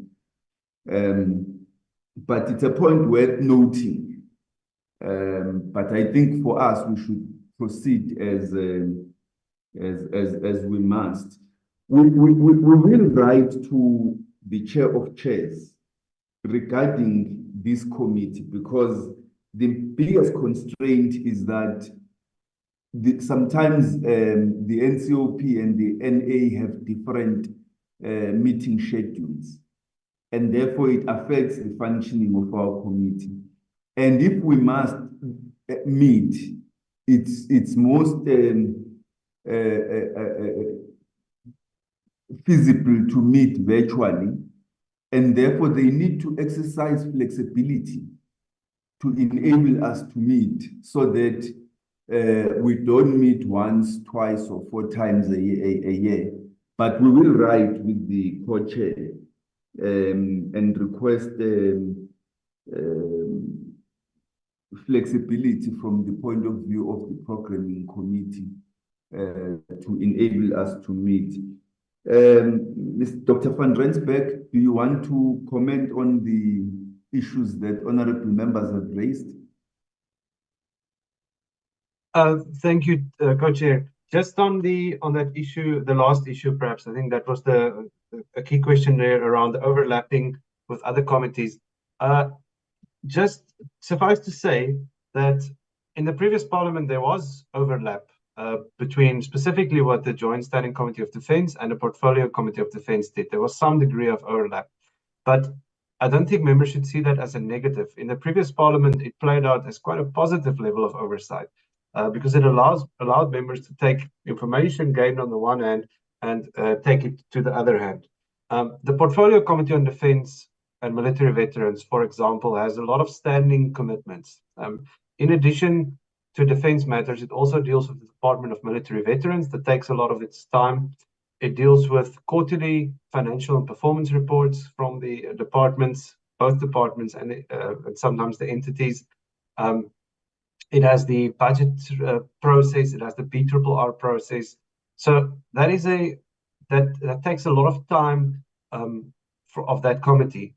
Whereas this committee, the Joint Standing Committee of Defence, with its constitutional mandate to focus on a specific aspect in terms of the SANDF itself, that's quite a unique opportunity for this committee to actually dig a bit deeper into matters around the Defence Force. So the overlap played out in the previous Parliament as quite a positive, and I think and I hope that can be continued. Just to end off with Honourable Noy, the issue around overlap and how that can be addressed, I think to a large extent the committees can address that through joint planning. So currently we are waiting for Parliament's the 7th Parliament strategic plan to be sent to the committees. And what will happen is once we receive the strategic plan from Parliament, all committees will have an opportunity to go sit down and do their own 5-year strategic planning. And given the overlap of members between this committee and the portfolio committee, it will be advisable for the two committees to do a joint breakaway where we go sit for a weekend and do a 5-year strategic plan. And I think in that meeting, we can work out specifically what each committee will do and what they will focus on. And I think that will take away a lot of the unhealthy overlap and focus more on the healthy overlap. Thank you, Chair. Thank you. Thank you very much, Dr. van Rensburg. Can we then move on to the midterm report?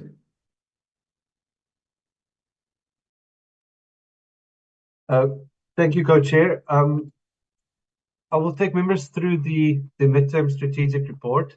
As mentioned earlier, this report was done based on the previous rules, Joint Rule 120. It's now Joint Rule 153, if I recall. That notes that this committee should conduct a strategic review of the SANDF midterm in the life of a particular parliament and submit recommendations to both houses on transformation, integration, equity, morale, and perhaps the major one there, defense readiness. So this report was structured in such a way that it dealt with those 5 categories separately, and it provided a background to those aspects and then reflected briefly on what the committee did in terms of work around that specific topic and where the focus areas are in terms of that, so to report back to the houses. So firstly, the issue of transformation. In terms of the background, it was noted, the 1996 White Paper on Defence was noted, and it's noted specifically there that the 1996 White Paper on Defence viewed transformation as essential in the light of 3 sets of factors, namely the history of the armed forces of the country, the new strategic environment and international, regional and domestic levels, and lastly, most importantly, the advent of democracy in South Africa. So transformation historically was seen around the democratic transition of the country and how that affected the Defence Force. And this was also reflected in the 1998 Defence Review. The 1998 Defence Review in Chapter 9 explained transformation in the DoD to cover 3 major areas. It looked specifically at civil-military relations, where it focused on constitutional and legal transformation and oversight mechanisms. It focused on normative and cultural transformations, speaking to the transformation of the culture in the Department of Defense in terms of its values, traditions, human resource practices, and so forth.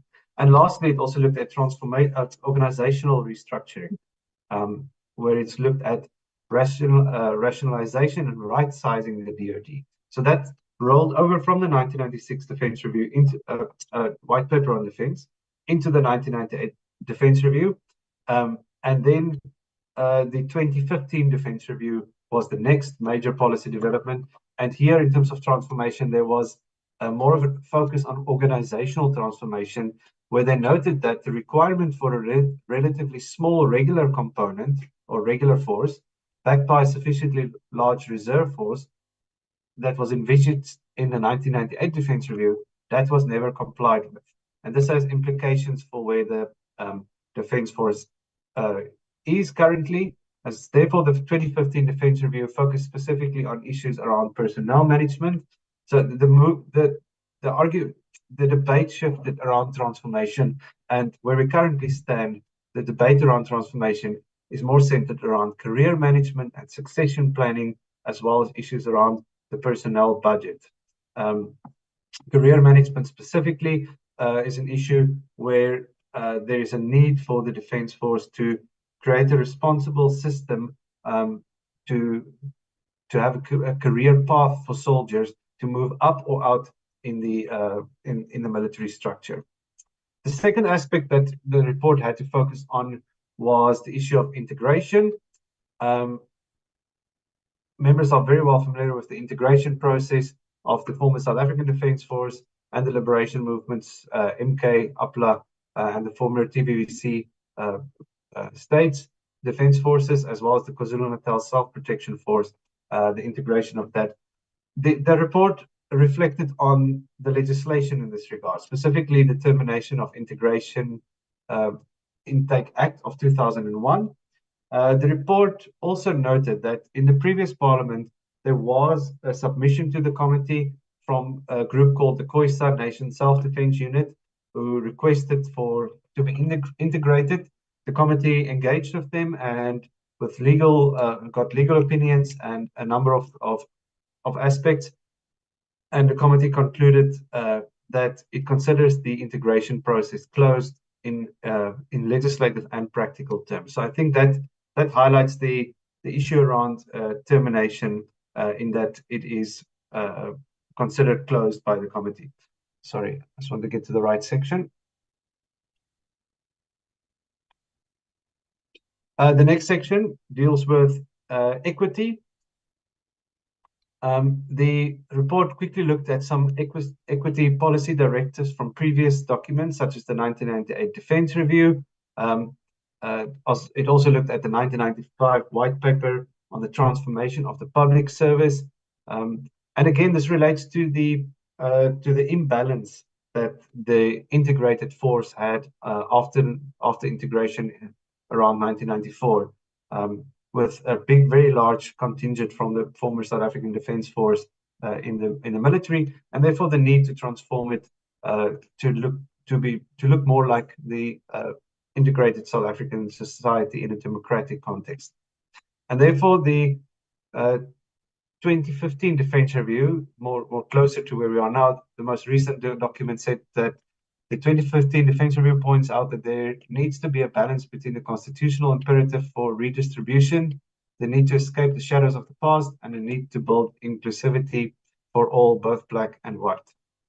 The report then included a number of comparative personnel statistics, which so the previous committee did engage on these matters and asked for regular feedback on progress in this regard. So the report provided an overview. I will go down to where it provides a comparative overview. And here members can see the change in the equity of the South African National Defence Force. Specifically, if one looks in terms of African females, if you look at 1996, only 3,644 African females in the military, where this report in 2020-21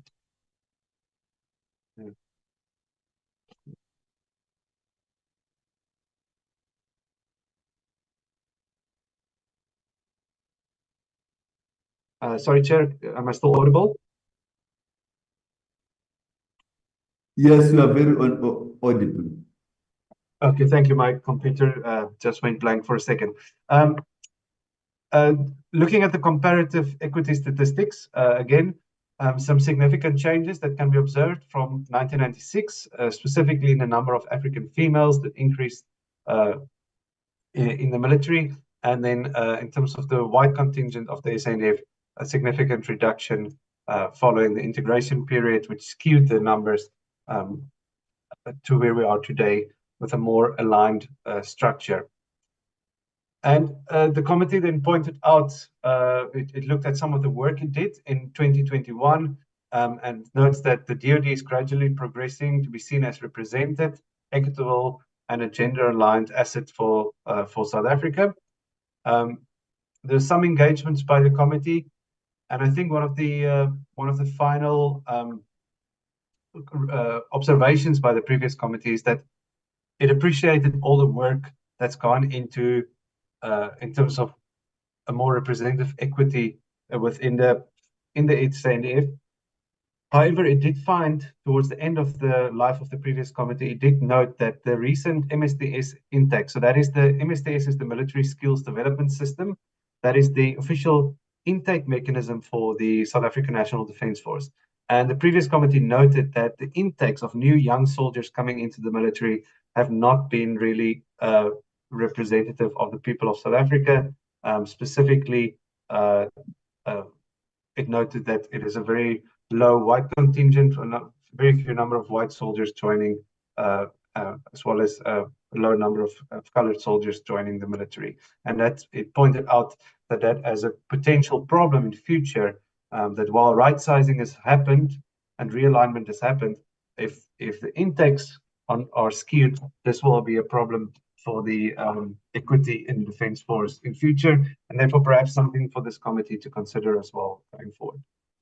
In terms of morale, there was limited opportunity to really look into the issue of morale in the previous Parliament. However, the committee did look at some of the observations by the Interim Defence Force Service Commission as well as the Defence Force Service Commission as a way of gauging some of the issues of morale. And it did highlight some problems in terms of morale, specifically issues around procurement that affected morale in the state of military bases, which really, in many instances, the state of military bases are not in a good shape, and that affects the morale of soldiers working and living in those bases. Co-chairs, members, then the last section of this report, number 5, which is the lengthier section, it deals with the issue around defence readiness. And I think this is much related to what members were actually speaking about earlier and the concerns that members have raised. This is the bulk of this report deals with the issues of defence readiness. And the report went to look at firstly the legislative directives, looking at the Constitution, noting that the primary objective of the Defence Force is to defend and protect the Republic, its territorial integrity, and its people in accordance with the Constitution and the principles of international law. So that is what underpins defence readiness. That is the directive given by the Constitution to what the Defence Force should do. If you look at subsequent policy developments, the 1998 Defence Review states that for the Defence Force to remain affordable, lower levels of defence readiness must be accepted. And it focused specifically on deterrence. So the Defence Review looked at that legislative amendment in 1998 and realized that there are cost constraints in a democratic society where the amount of funding spent on your defence force cannot be the same as in the apartheid regime. So it concluded that for the defence force to remain affordable, lower levels of defence readiness must be accepted. Skip ahead to the 2015 Defence Review. The 2015 Defence Review also spoke about resource constraints that will be ameliorated by adjusting levels of readiness, balancing core growth with operational necessity, and through a careful mix of regulars and reserves. The 2015 Defence Review also noted that the operating budget must therefore provide steady funding to cover personnel costs, personnel development costs, training, maintenance, repair, and overall cost, and modernization. And as members are well aware, this has not occurred, largely due to funding constraints that did not make it able for the Defence Force to address these issues. So, Defence Committee observations on defence readiness. So what did the previous committee actually look at in terms of defence readiness, and what were its findings? Its first major finding was that there is an increased reliance on the SANDF, and this specifically relates to its domestic roles. And this is a matter that is still ongoing. There's a increased number of deployments with the South African Police Service or other government departments. When this report was written, for example, there was the deployment to the Vaal River, there was the anti-gang deployment in the Western Cape, there was the very large COVID-19 deployment, there was the response to the civil unrest, and the response to flooding in KwaZulu-Natal. In addition to that, the SANDF is also has 15 subunits on the borders, and in addition to that, it also has 3 external missions, 2 of which are still ongoing. That's including the SANDF deployments in the DRC, by then it was Mozambique as well, and naval deployments in the Mozambican Channel. So the point here, members, is that the previous committee noted that there is a significant increase in the reliance of the SANDF, and specifically so within South Africa. It must be noted, however, that the Constitution allows for the SANDF to be deployed inside South Africa to assist the police and other government departments. It is not something new, and it's not something illegal. It is provided for. I think the observation of the previous committee was merely to note that this is becoming more and more regular. So the previous committee noted that, yes, we have more regular deployments and more reliance on the SANDF, but at the same time, we have a decreasing defense budget. And it's when you look at defense budgets, it's always wise to look at defense spending as a percentage of GDP. And this is how most countries in the world do it, looking at where does your spending on defense stand as a percentage of the country's GDP. And members can see here from 2018-19 to 2022-23, a significant reduction. It's a pity this table doesn't go further back, because before this, it was well above 1% of GDP spent on defense. Currently, we are, the previous year was around 0.67%, and currently we're around 0.7%. So this remains a major constraint. So despite increased reliance on the defense force, we have a decreased budget. And then the previous committee also looked into the actual budget, and that, yes, we've got more responsibilities with a lower budget, and that in that low budget that we do have, it is there's a misalignment in spending. And the major misalignment comes in terms of the spending on compensation of employees, where the Defence Force is spending close to 70% of its budget on compensation of employees. And I think this graph from the 2015 Defence Review highlights the problem with that.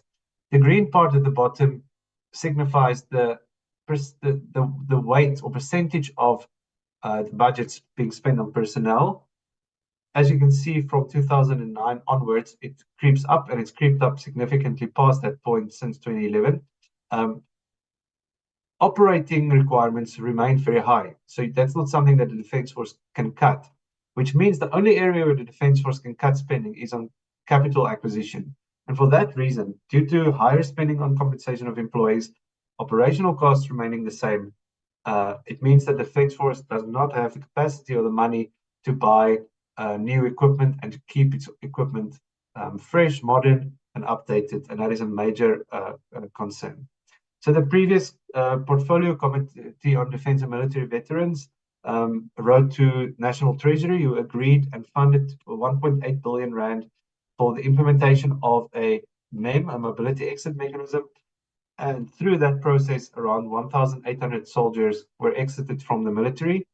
The idea was that this would realign compensation of employees' expenditure. And at some stage, there was an indication that the department would reach break even by 2025. Unfortunately, this did not come to fruition, and this remains a major concern going forward, and perhaps something that both defense committees should keep an eye on. There's a very, very high rate of irregular expenditure, in fact, unauthorized expenditure currently on compensation of employees, and we need a permanent solution in that regard.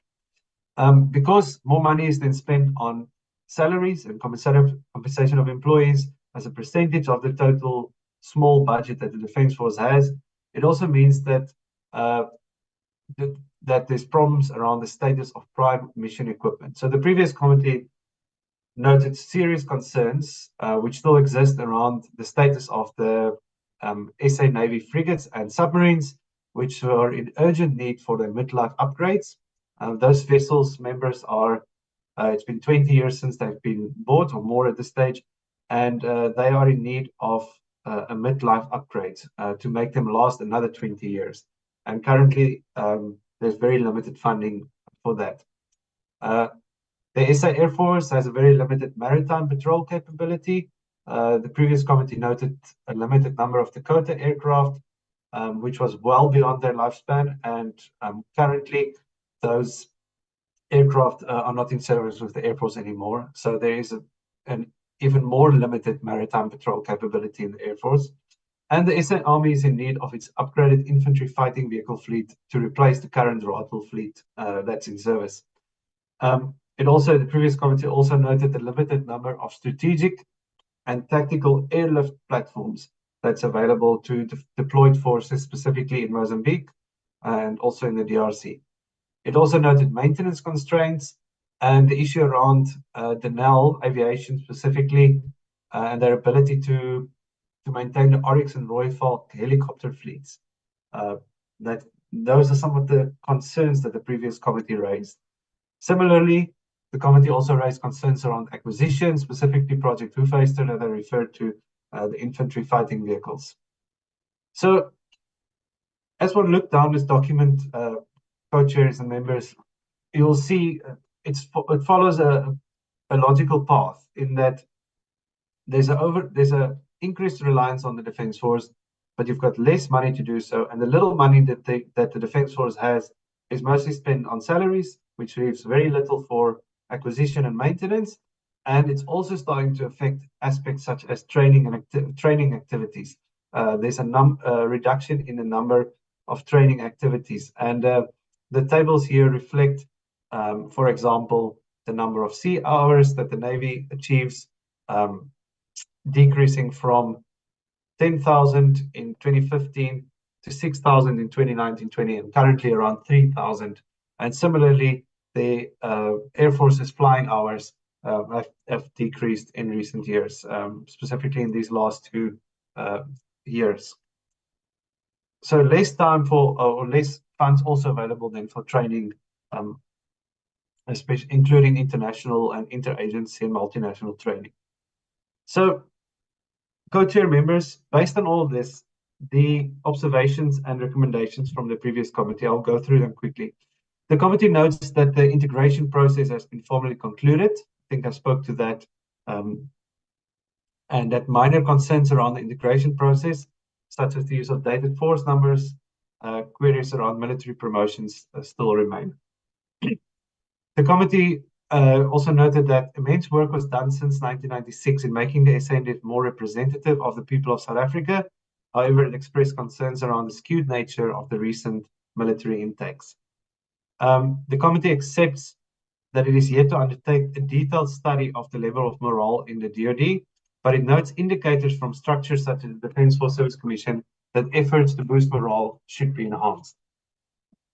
Number 4, the 2015 Defence Review stated that the SANDF is in a critical state of decline, and the previous committee noted that by December 22, the status quo remains with little progress made to address the ongoing challenges. Number 5, the committee observes an increased reliance on the SANDF for both internal deployments along with its external conventional peacekeeping deployments. Number 6, the committee acknowledges the decreasing defense budget in real terms and as a percentage of GDP.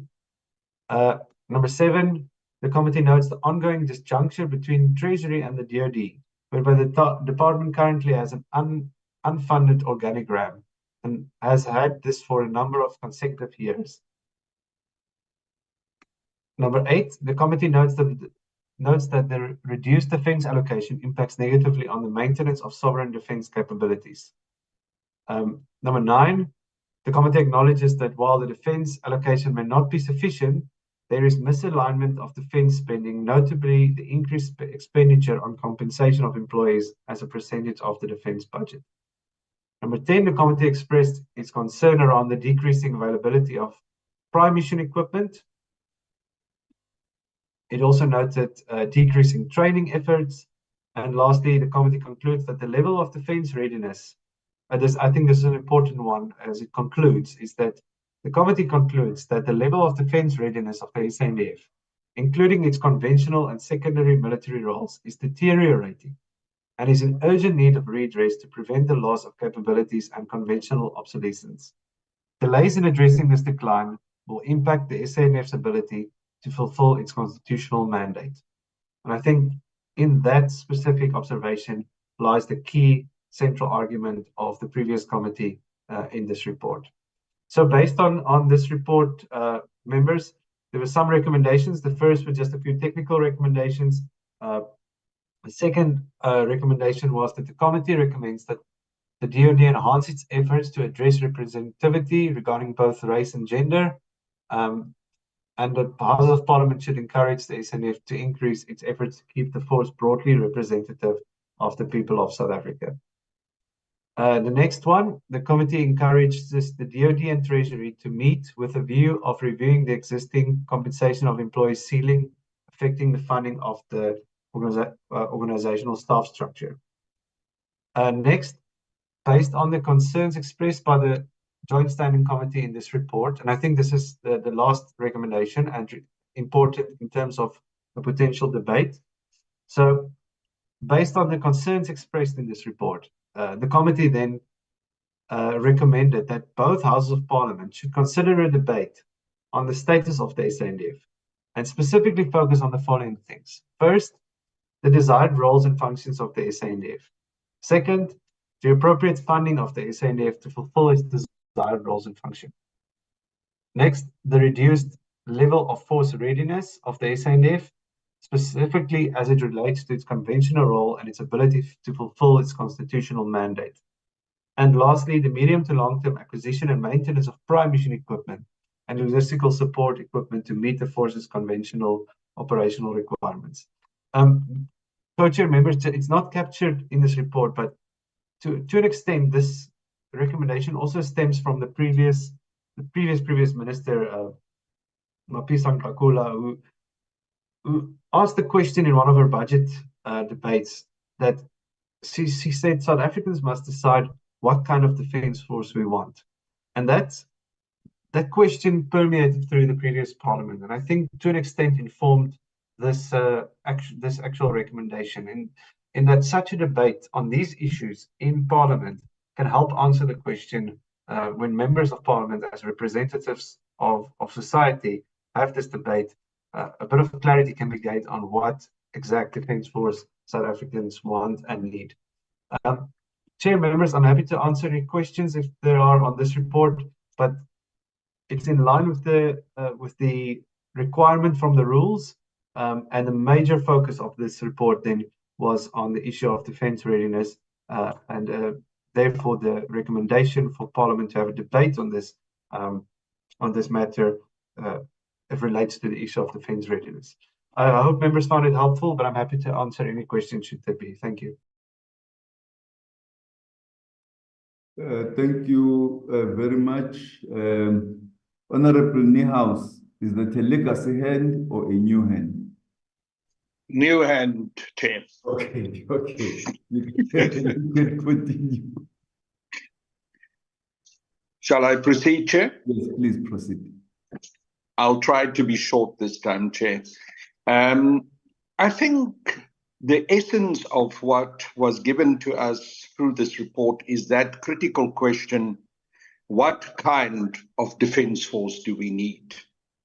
Because, Chair, as long as we don't have that answer, we're going to continue to muddle through, and there will be a continuation of this trend of a greater reliance on the SANDF for all kinds of domestic deployments. That definition is also going to impact on what the Deputy Minister of Defence, General Amisa, shared with the Portfolio Committee on Defence, that the President had apparently committed to an increase of the GDP of our country for defence. He mentioned a very interesting figure of 1.25%, which would be in line with what happens in many other countries.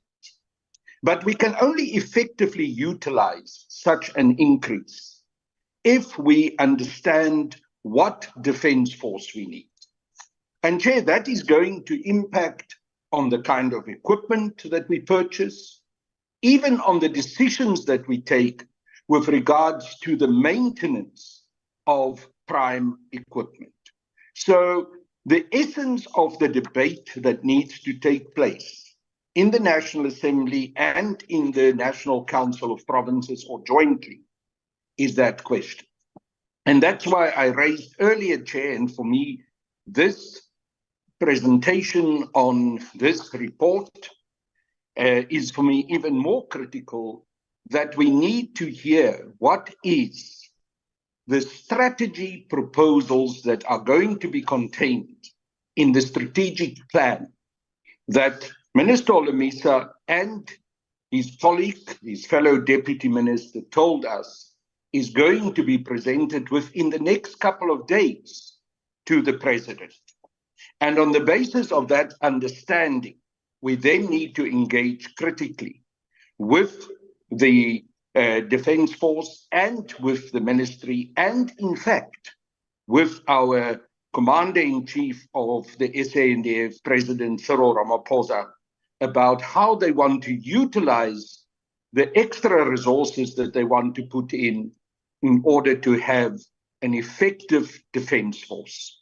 If we say that reliance on the defence force at a domestic level is a critical part of what that kind of defence force should be, it certainly is going to impact on the kind of equipment that we will have, and it will impact also on the kind of people that we recruit to operate in the defence force.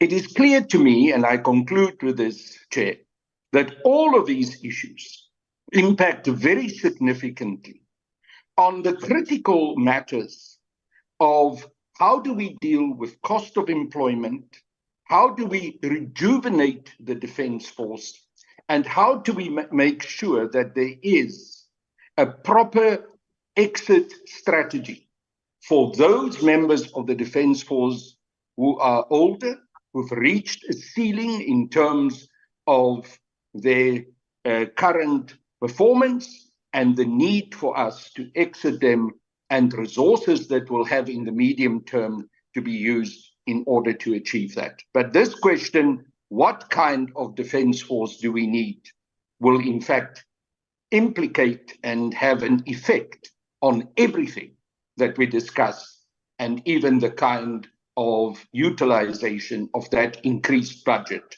that General Olomisa shared with us in the Portfolio Committee on Defence and Military Veterans. Thank you, Chair. Thank you very much, Honorable Niehaus. Honorable No. Thank you, Chair. Chair, on that very last recommendation, just for my understanding, as Honorable Niehaus also emphasized the issue of what kind of defense do we need. Firstly, I just want to establish whether the two review reports, the 1998 and 2015, I think they not mandated reports which were perhaps intended to answer some of these questions, and I want to believe there were findings. And whether those two reports did not answer to a large extent this very same question, or this question, what brings it out? Is it about the performance of the defense force as of current, or is it about the doubt, if I may put it that way, about the constitutional provision as far as the defense is concerned, or it's about the failure of Parliament to effectively comply with what the Constitution provides in terms of the defense that we need? So my confusion is about what actually brings about the question of what kind of a defense force do we need? Is it only based on consensus, or is it based on a particular findings which warrant that somehow we think the defense that we are having, it's not what we wanted, or it's something that we wanted but it's not yet there? So I just want to get a clear answer on that question. Thank you. Thank you, Honorable Gericke. Yes, Chair, not going to prolong, but just to build on that question also, it's a very important and critical question, and I don't think we can answer this question in one session. We need your experts and advisors, maybe in a workshop to the Joint Standing Committee, and I also agree with Honorable No, that there are already agreements or documents available in terms of which type of army do we want, defense force do we want. There are a lot of concerning issues in the report, as we've seen it now. The issue of transformation is one of it. The issue of color is one of it, whether we like it or not. Those are the things that need to be discussed. In a recent oversight visit for myself in Oudtshoorn and in East London, concerns were raised about the extinction of, for instance, whites in the South African National Defence Force. Now, that is a very dangerous point, so to speak, because if you don't take the entire nation with you in your defense force, you may ultimately end up with a revolt. And we have to combat that type of revolt now, long before it happens. And therefore, the transformation of the defense force is of critical importance. I think that should be the emphasis. But my call would be that we arrange a proper meeting or training session where we have all the brilliant minds together, where they can inform us. And I think we are ready to map the way for the next generation in terms of defense. Also, the professionalism of the defense force. You can see sometimes how the media is taking advantage of only one thing that has happened on one base. You can see how they thrive on news, what is happening in the DRC, as if it doesn't happen in the Americas or in the West. You know, those type of things we get to get a grip on, so that we present a professional defense force out there, and so that our country is also protected. Many opinion makers, some of these guys masquerading as military experts, they are suggesting that we are on the verge of collapse in the army. And as a joint committee, standing committee, we need to understand what is happening there in order to give guidance, even in terms of budget. And then there's another point that I want to make lastly is the experts in this committee should ponder on the following. Consider the re-enlistment of expert soldiers that belong to the force, but also those military veterans that left the force with a tremendous amount of expertise and wisdom. Let us just wrap our minds around that. Thank you so much. Thank you very much. Is there any other hand? I don't see any. Dr. van Rensburg, any comments? I think there are two issues arising here. One relates to the debate we have requested on this report, so that as we move towards our own midterm, at least the previous midterm report has been discussed in both houses, and I think the critical question will be finding time to undertake such a discussion.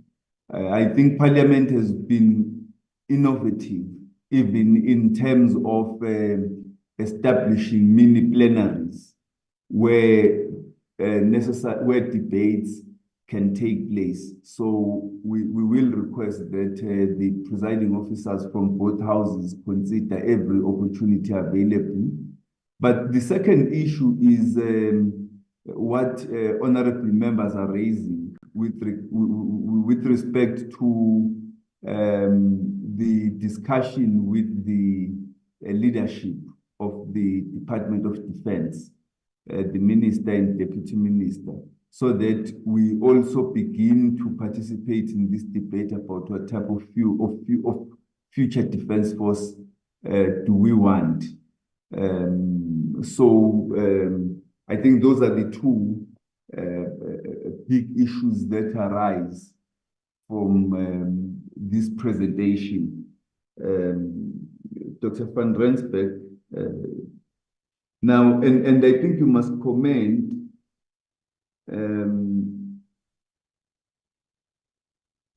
Oh no, the recommendations are addressed to the Houses of Parliament. So we would simply be taking forward those recommendations. I don't know whether this committee would want to add anything to these recommendations, but we must be mindful that it's a report prepared by the previous committee, so we are only taking it forward.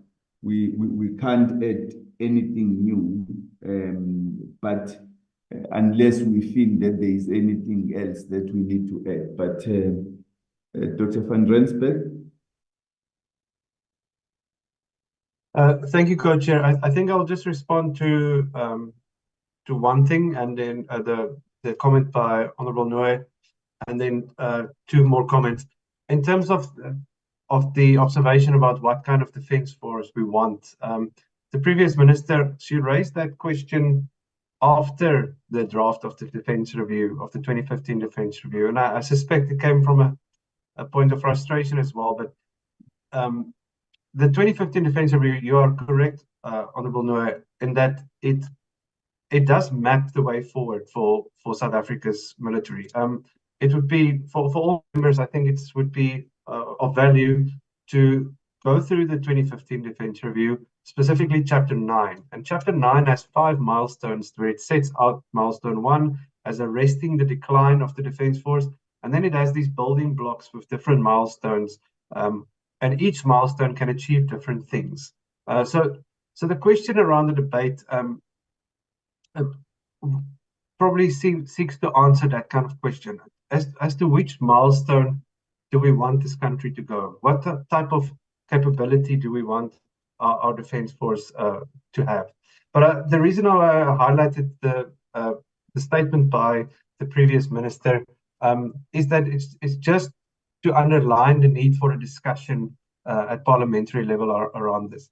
There has not been many defence-specific debates at Parliament, except for your normal budget debates and BRRR debates and so forth.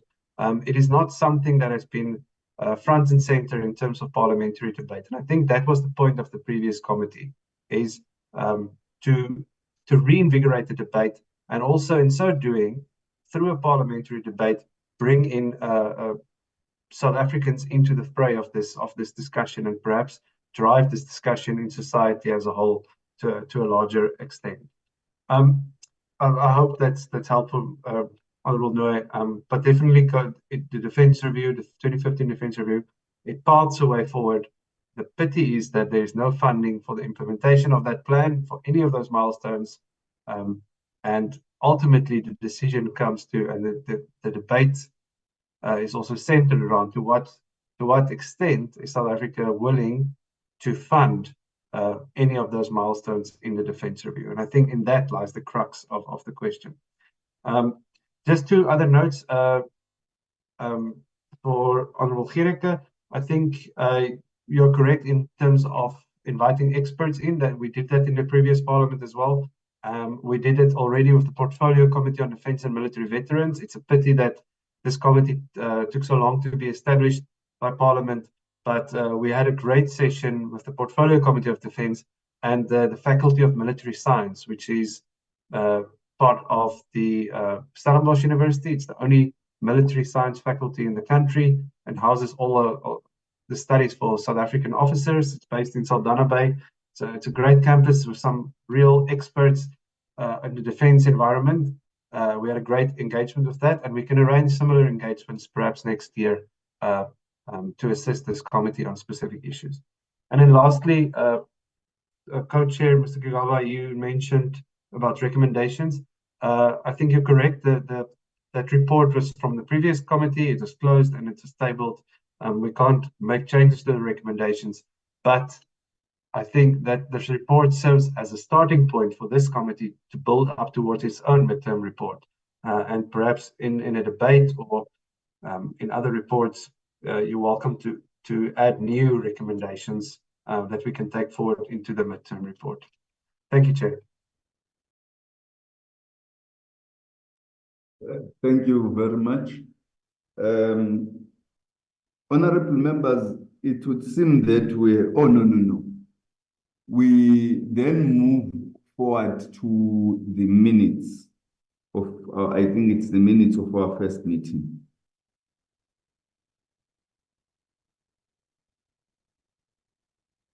Chair, sorry, should we not adopt the recommendations? No, I thought that because it's the report of the previous committee, Honorable Hatting, that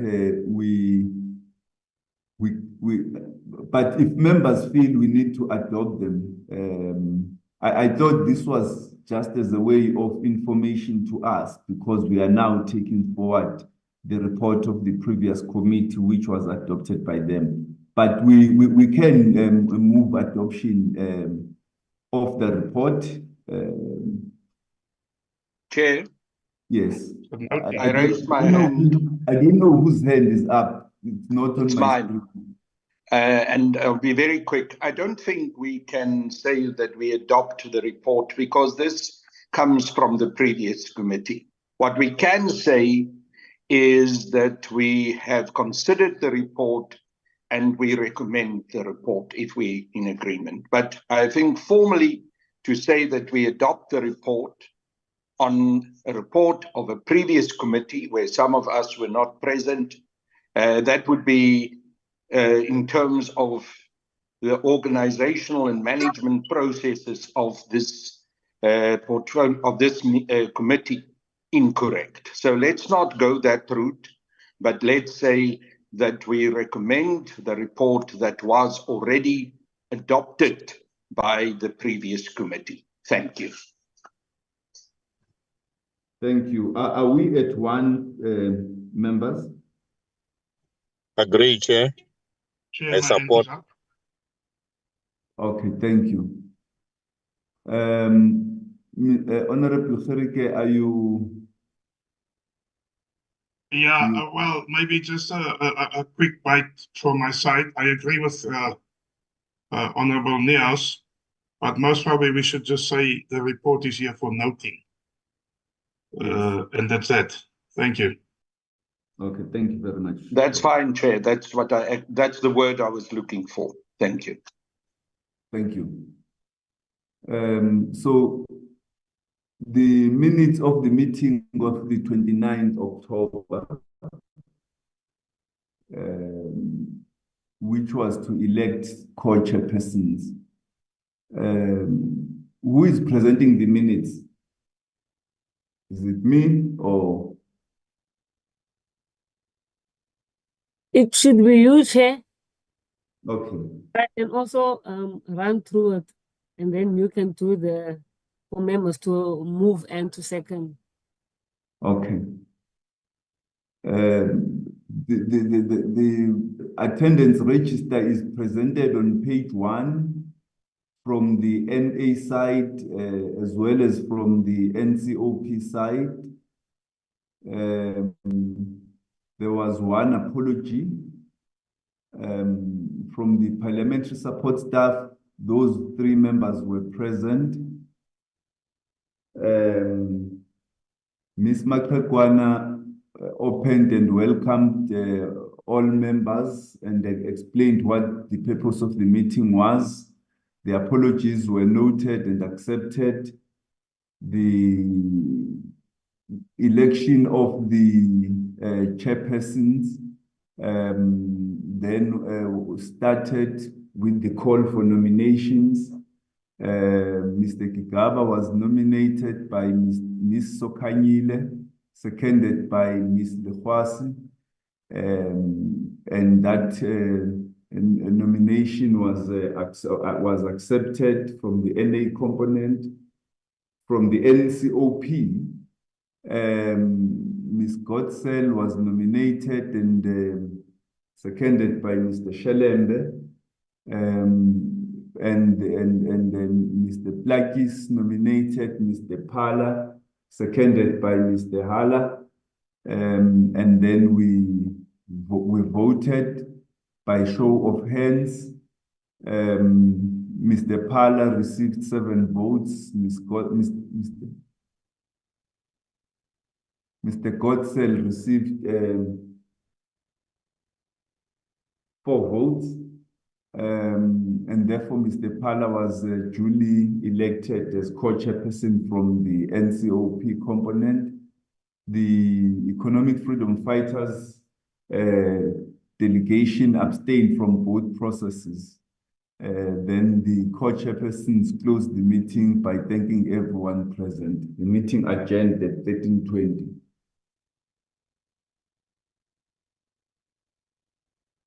Are the minutes accurate, honorable members? Chair, I believe the minutes are accurate and I move for adoption. Do we have a seconder? I second, Chair. It's on way. Thank you very much. Colleagues, we've come to the end of the agenda. I will hand over to Honorable Pala to close the meeting. Thank you. Thank you very much from my side for your cooperation.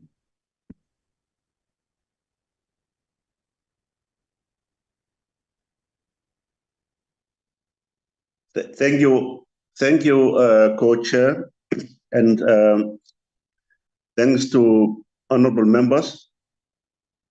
Let me appreciate the presentation by Dr. van Rensburg, and as well thank all the support staff for this comprehensive work. I propose we thoroughly read the reports and look at all key areas reflected in the report and interrogate them.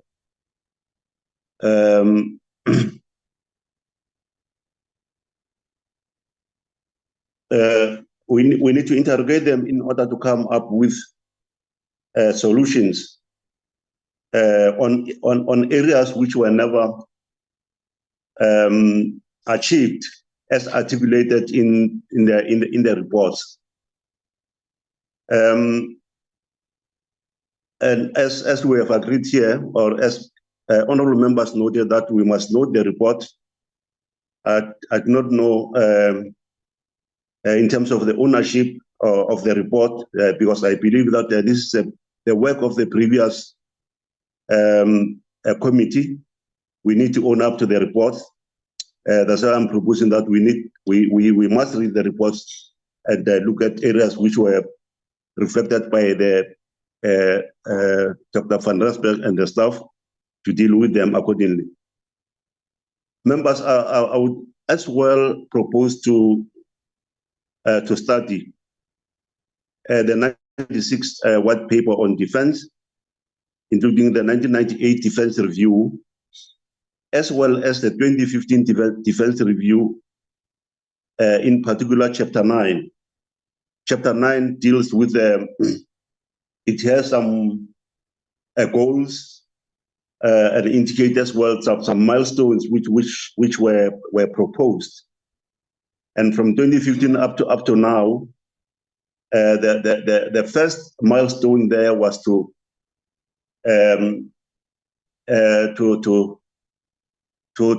ensure that the department is properly taken care of, to stop the department going down.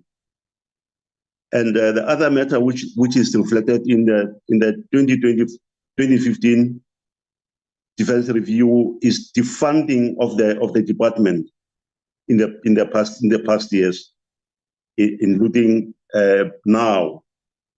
And in my view, this has compromised this entity. That's the reason we find ourselves in the state of the challenges the country is. And apparently, the current defense budget in terms of the GDP is about 0.7%, and the future target is 0.5%. And in my view, this would be a disaster. And I would propose to members that we take this matter serious as a team, and make sure that this department gets the necessary support from us as parliamentarians. We cannot have the department which is not able to protect its citizen. Our constitution is very clear. I think, as mentioned here, at section 200, the mandate of what are the mandate of the organization, and we need to support it. To able to defend its citizen, to defend its territorial integrity, ensure our people are safe. And there are other challenges, members, which are not reflected in the report. We will discuss with the Dr. van Rensburg and the staff to see how do we bring them to the attention of this committee. For instance, some of those issues is our communities who are staying close to the military camps. Is not healthy. If you know Valmasdal, when you are moving on N1, passing Valmasdal, I see disaster there. That needs to be stopped. The other issues raised by members, I think they will be properly captured, and we'll interrogate them as well. And we will advise that we look at them in terms of the policy decision in line with the constitutional mandate of the department and all other laws related to our national interests. I agree with Honorable Harding on the issue of time.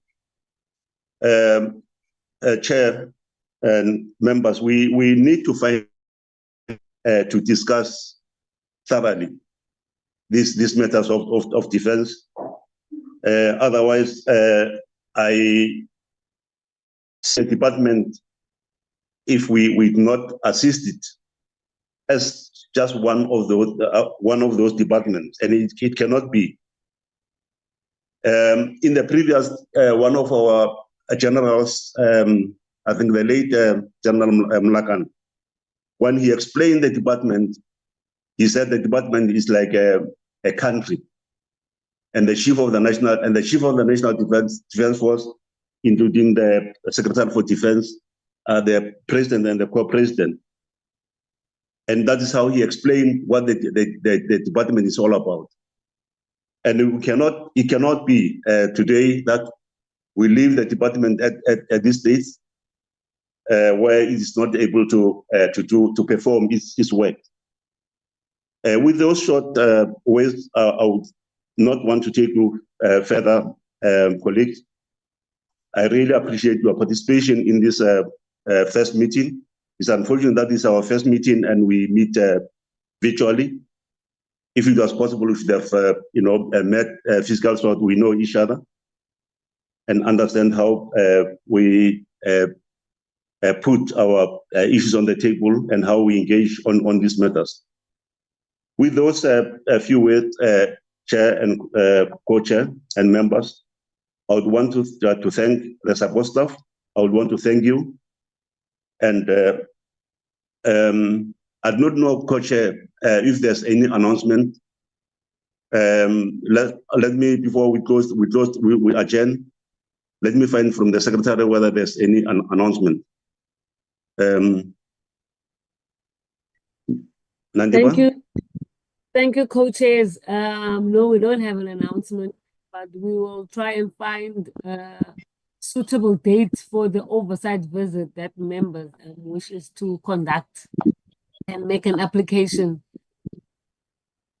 Okay, thank you, Nandiba. And colleagues, there are no announcements, and I'll say once again, thank you very much. Yeah, we'll meet next week when we deal with the issue of the ombudsman. We'll be updated about the way forward. And thanks a lot. And this meeting stands adjourned. Thank you very much. Thank you. Bye. Thank you, Chair. Thank you, members. Bye. Thank you, co-chairs. Thank you, members. Goodbye. Nice Goodbye. weekend. Greetings.